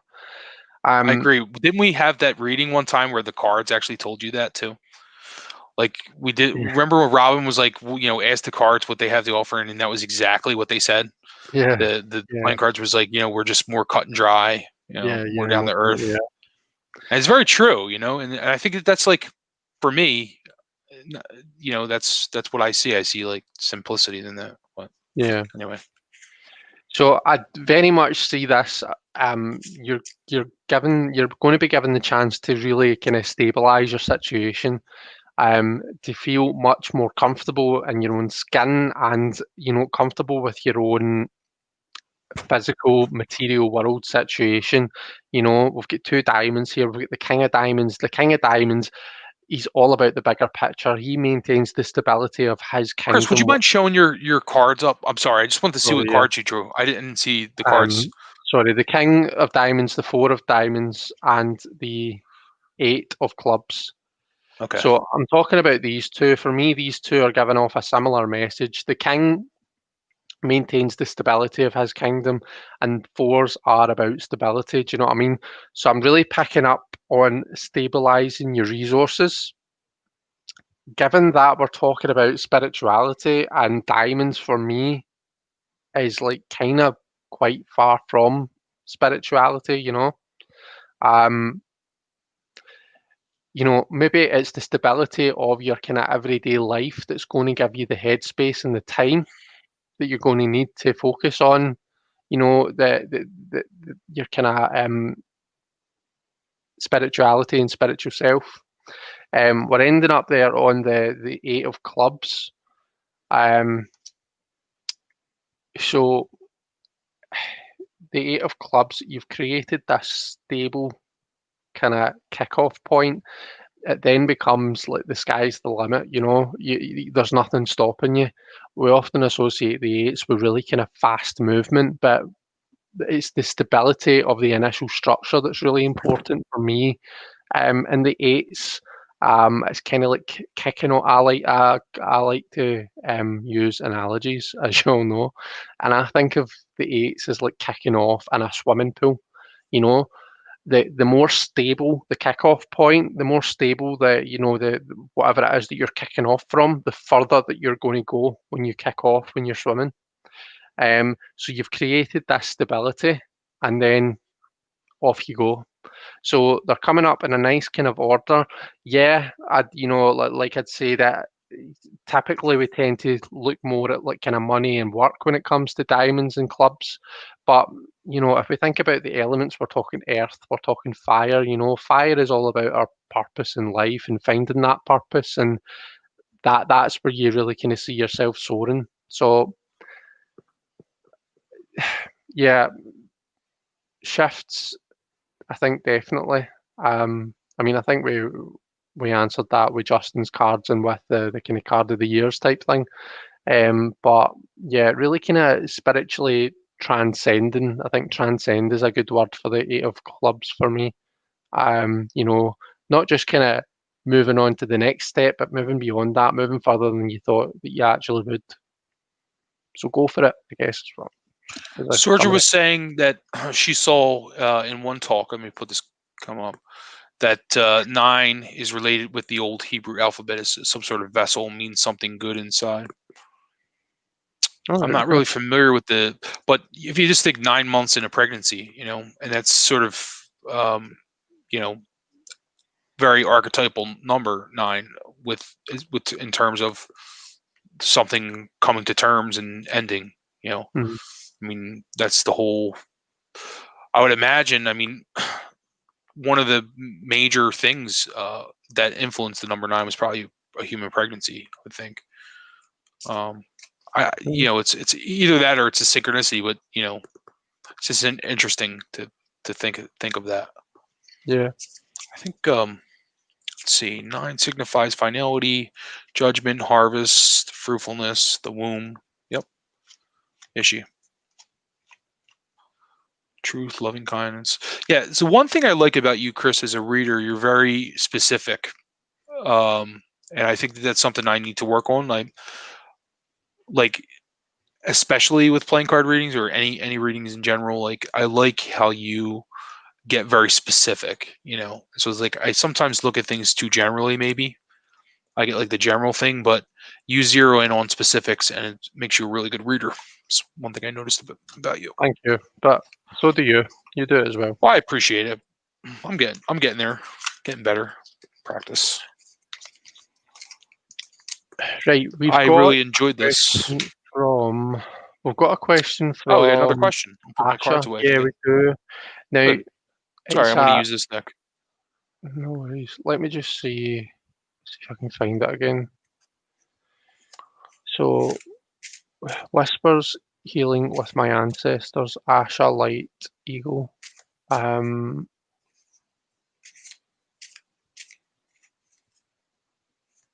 Oh no, they've been retracted. Okay. Sorry. It's Maybe okay. she had to go and she couldn't stay. So Asha, sorry about that. But yeah, if you're in one of our lives next time, then give us a shout. There are 9 fruit and gifts of the spirit. Yeah, well, I mean, there are 10 Sephiroth, right? So 9 has to be like, I mean, the 9 is the last sort of step before you get to the Kether, right? Which is is that right? Or does it go down? I don't, no, it Oh, I'm starts at not 10. sure. Yeah, it starts at 10. So I think 10 is like Asha, the yeah. most Sorry, human Asha's number. back. We'll pull cards for you, yeah, Asha, sure. But just let us know what your question is that you're wanting to look at. Obviously, there's certain things that I know that and I did see one of your messages, and I think you said something about health. So it will really depend on what the question is, whether we can kind of ethically read for it. But by all means, please do ask, and we'll do our best for you. Yeah, I mean, obviously, anything we say in the cards here is strictly for entertainment, folks. The disclaimer. It's like, I'll just be honest with you and tell you what I see, but there's no guarantees that we know what the hell we're talking about here.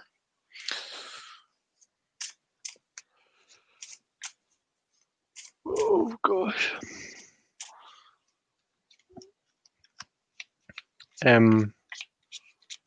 She's wanting to post a link. Justin, is there any chance you can make Ash a Oh yeah, sure, moderator so that she of can course. post a link for us? We did that on here.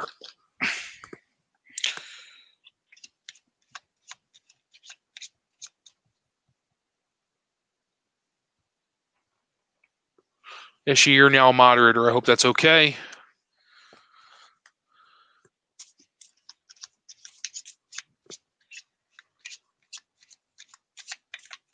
Oh, Asha's question, pull something in general, what awaits me next year? So just a general reading for next year. Okay.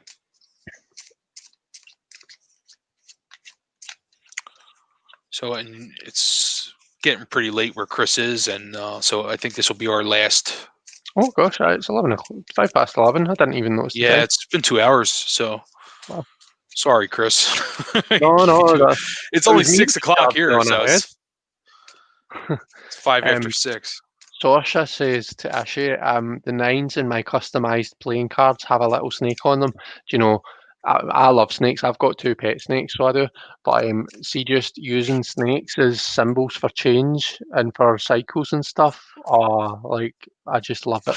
I love it. Like it's amazing. Stop laughing. It's I'm having a moment. I have a dirty mind. I'm sorry. Just down. More snake jokes.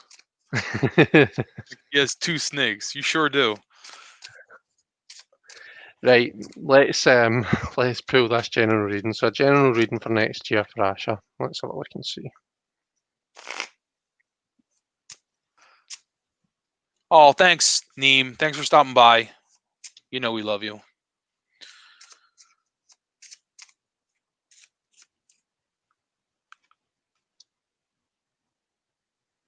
Okay, so Heather's got a question too. We'll make Heather the last one. We kind of have to. Okay. Sorry, Heather. We're gonna be here all night otherwise. Well, no, that's not true. Sometimes we hear crickets when we ask for, does anybody have any questions? It's like chirp, chirp. Okay, so the first question was what? General, right?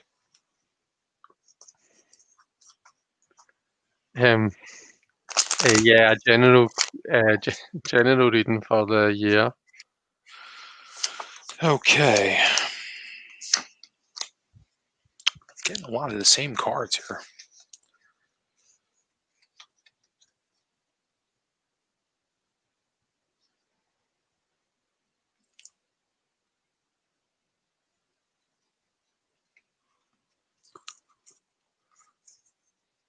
So I have 3 here, right? I feel like I got the 6 of diamonds and the 4 of diamonds quite a few times tonight. I could be wrong about that, but and then I have, of course, the Queen of Wands again, the Queen of Clubs. This is a different deck also that I'm using. So I would say general advice from this would be, focus on the practical end of your material world, your finances, get your house in order, kind of thing. You know what I mean? Focus also on your energy, your passion. The Queen of Wands energy, very much in that kind of fire energy mold. To focus on being passionate, and 6 is for me is like overcoming obstacles. You know what I mean? Like overcome whatever. Focus on overcoming your life's challenges. You know what I mean? And better yourself, and in a very practical sense, because it's 6 of Pentacles. So it's very practical advice.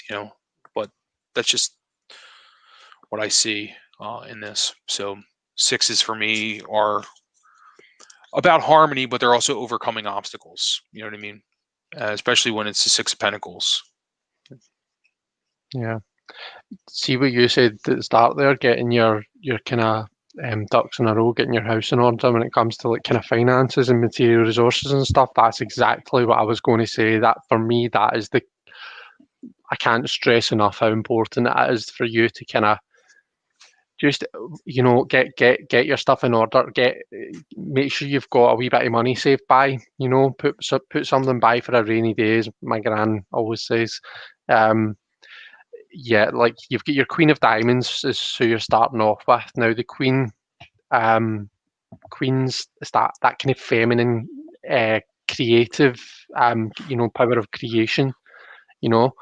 Very kind of sacred feminine, not just feminine, but divine feminine or sacred feminine.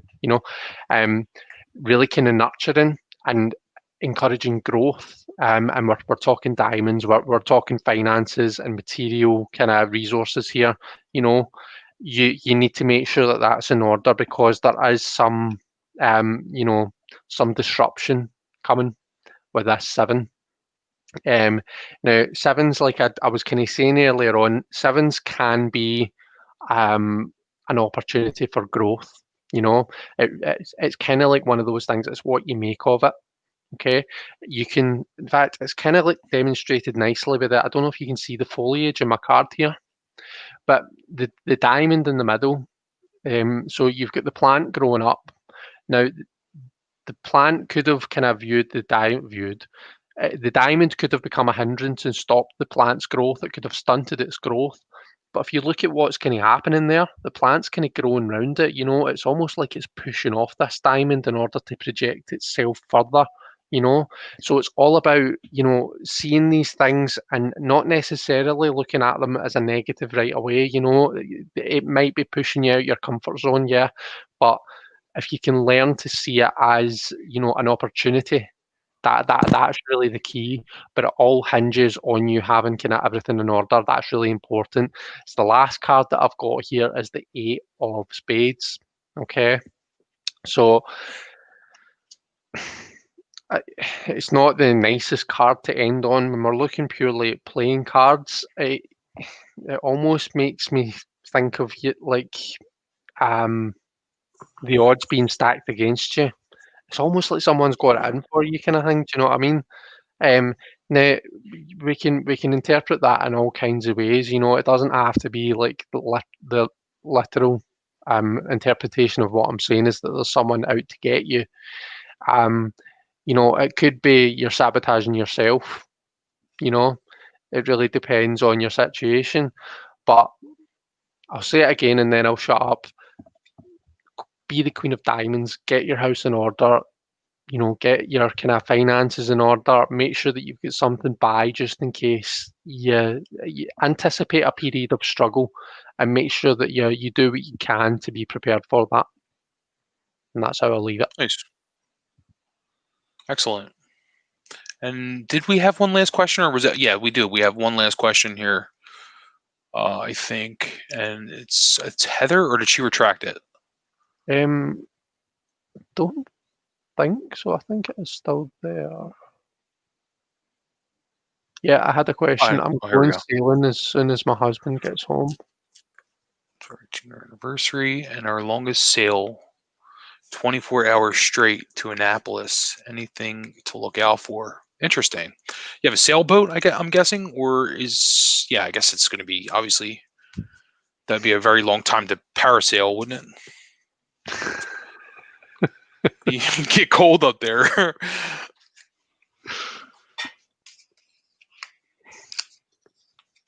Let's see here. I always wanted to go sailing. I love boats. I grew up going to the shore for the summer. We go to a place called Wildwood, and I practically lived on boats as a young person, fishing and so forth on the seaside. And I really, really love the idea of sailing. I've just never been on a sailboat even, I don't think. Yeah. Just always like a center console or like a little dinghy boat or something, but never sailing. But that sounds something I would love to do that because I love the ocean. Yeah. So very connected to the ocean, being a Pisces and so forth. All right, let's see. Can I just quickly say, Sorsha, I did see your comment on my on one of my videos. I'll email you. I don't know if you were in here when I said earlier on, but through the week I basically work and then sleep, and then if I get a chance to do something in between, it's a bonus. But see, after I finish work tomorrow, I will email you back. But thank you so much for for messaging me about that. I really appreciate it. Right, Heather, sorry.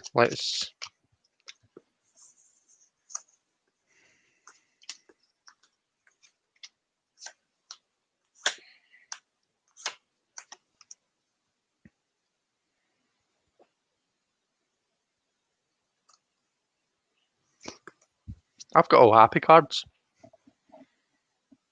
If I could sing, I'd start singing that "Oh Happy Days" song, but you look a wee bit more contemplative than me. What have you got? Well, so I have, of course, all pips, no core cards or anything. And I was just thinking about the numbers and like what they mean. So I really like this deck. So I think the 7. So I have 7 of diamonds, which is basically 7 of pentacles. I was thinking that's. I was like, well, it's material. I'm thinking, well, the first thing you want to do is make sure everything is in order. The whole growth from stability thing. Make sure that all your equipment is taken care of, and you have all the right kind of, what do they call that, like jibs and whatever, the sails. Make sure everything is in working order, of course. So that's like some practical advice. You're not going to go anywhere with a boat that sinks. And then I would say, so the question is basically anything to look out for. I would say, so we have the 2 of hearts, and I think that's, mostly, probably about you and your husband. Pay special attention to him, and have some quality time, and that's definitely something to look out for. And the 5 of clubs is challenges. So obviously, if you're out in the ocean, I would imagine you have challenges constantly. Sailing is something that requires like a lot of work and cooperation and things. So just make sure you're up to sailing for 24 hours straight. A lot of times it's life and death type situations, the littlest thing. So make sure you're up to the challenge. It's a long sail, and just make sure you take it seriously. Cool. Yeah, it's interesting that 7, that growth from stability. See, in the context of what we're talking about, does that not just make you think of like being all stable on land and then going out into water? Do you know what I mean? Yeah. You're you're taking yourself out from your literally stable situation, as in the ground stable underneath your feet, and you're interchanging that ground for water. Do you know what I mean? That is total 7. Yeah, it's like, but what I was thinking was, it's like the whole their whole survival depends on it. But it's like, whenever you're in that kind of situation, your entire existence depends on the survival of this vehicle that you're, the boat. You know what I mean? Yeah. So that's what I was thinking, is like, if you that's the first thing you want to make sure on any fishing trip, or any boating trip, I should say. Sorry, thinking fishing on my own. I was actually thinking of a tuna trip that I took. It was my first time ever tuna fishing, and we went out 90 miles offshore in a 28-foot boat, and we got caught in really rough seas. It was supposed to be beautiful and like flat seas, but we caught one tuna actually, and the gaff broke when went to gaff the tuna. The gaff broke in half, and it's a 24-hour trip actually. It's so you leave in the morning, you fish all day and night, and you come back the next morning. So that's typical. So we go out to the canyon where the ocean actually drops off, where the continental shelf actually drops, and then beyond that's the really deep water. That's where you catch tuna. And so we were fishing, and the gaff broke. And I swear, after the gaff broke, it was like the kiss of death. The weather alarm went off, and it was like really, really, the sea. It wasn't raining or storming, but the seas really picked up. So we had found this little land erosion called I'll make this a really short story. We found a land erosion called the hot dog, it's in the shape of a hot dog. It's like sort of a land erosion, something to anchor to, and we were anchored to that. The water was so rough we could not even cut the line. Like, it was really, really a crazy trip. But like, literally, if we had the wrong, like, if we've done anything differently, like, we would have been dead, because it was like 25 foot seas, I think, which isn't that crazy. But if you think about it, I mean, we were in a 28-foot boat, so the boat would go up, and I remember seeing walls of water on both sides. It was really, really a crazy experience. That was my craziest experience at sea.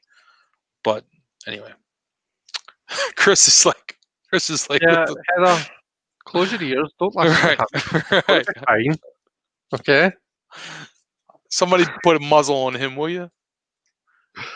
Fuck's sake, Justin. She just told you she's good at to sea. You let the sharks come in. Relate a story. You make sure your equipment works. Make sure, the boat doesn't sink when you're out there. That's the main concern. Proceed, Chris. So you had the 7 of diamonds, didn't you?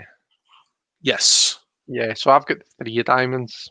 I've got the 3 at the top. So just emphasizing that kind of growth part of it, the bit that makes it uncertain. But it's not. It's like I've said, it feels I'm like a broken record tonight talking about the 7s, but it's comments are coming through thick and fast now.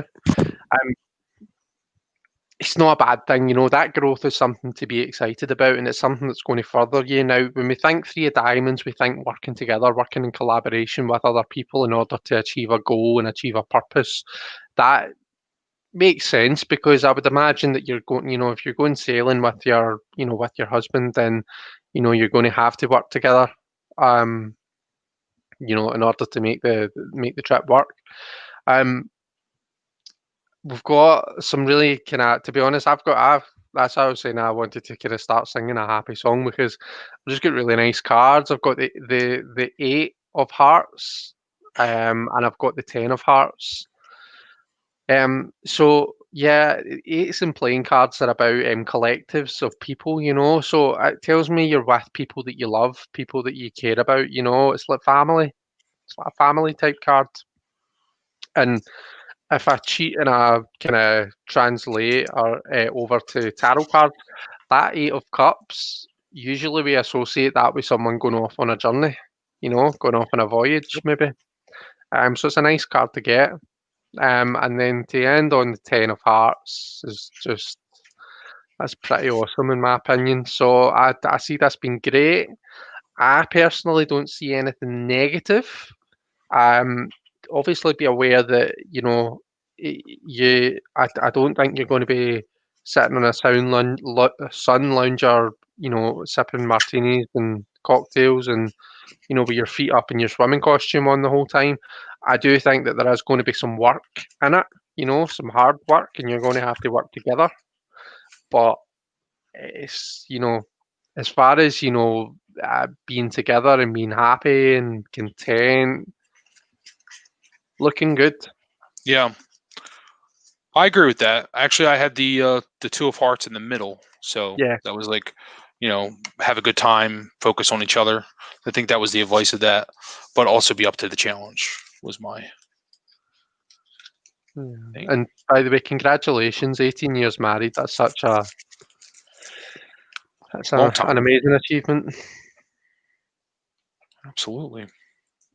A romantic adventure, Jackarina said. That's so true. I wish Steven would love that stuff, but he would never go out.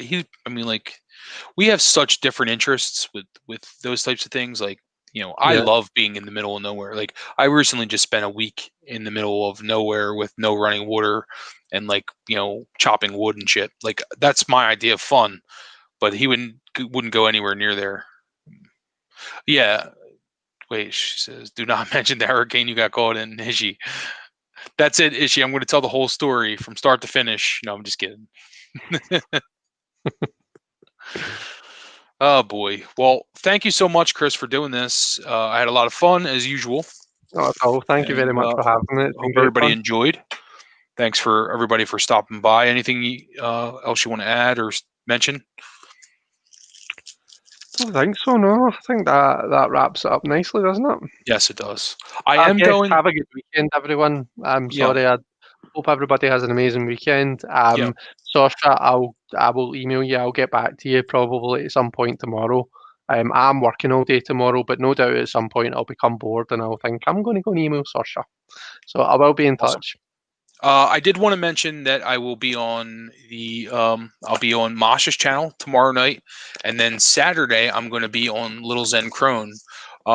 Both of them, I believe, are 5 p.m. Don't quote me on that. Just I'll share the links actually on Barely Balanced, as I'm sure they will. But I'm looking forward to that. Me and Look at Masha. you. Look, Well, it's just a look at busy weekend. Harold Yeah, Spike now. I know. I'm such a big star, and they're gonna have to put a muzzle on me when I go on both of those shows. They're like, no, it's fun. I can't wait to actually go on those shows. So it's going to be really fun. But yeah, Masha and I are doing our top 10 RWS decks, and Jilly's going to be wine and tarot. So I'm looking forward to both. But just wanted to mention that. Me too. I can't wait. Yeah, Chris, thanks for doing this, man. I appreciate it. You're the best. All right, and I appreciate everybody tuning in. I know it's late there, so I guess we're going to say goodnight to everybody. So thanks for tuning in, guys. Appreciate Bye, everyone. Stay well, love and peace, and be careful on your, Heather, on your trip. Enjoy. But it's going to be fine. It's going to be fine. It's going to be fine. Just, be careful. Watch out for the sharks. No, just kidding. Bye, everyone.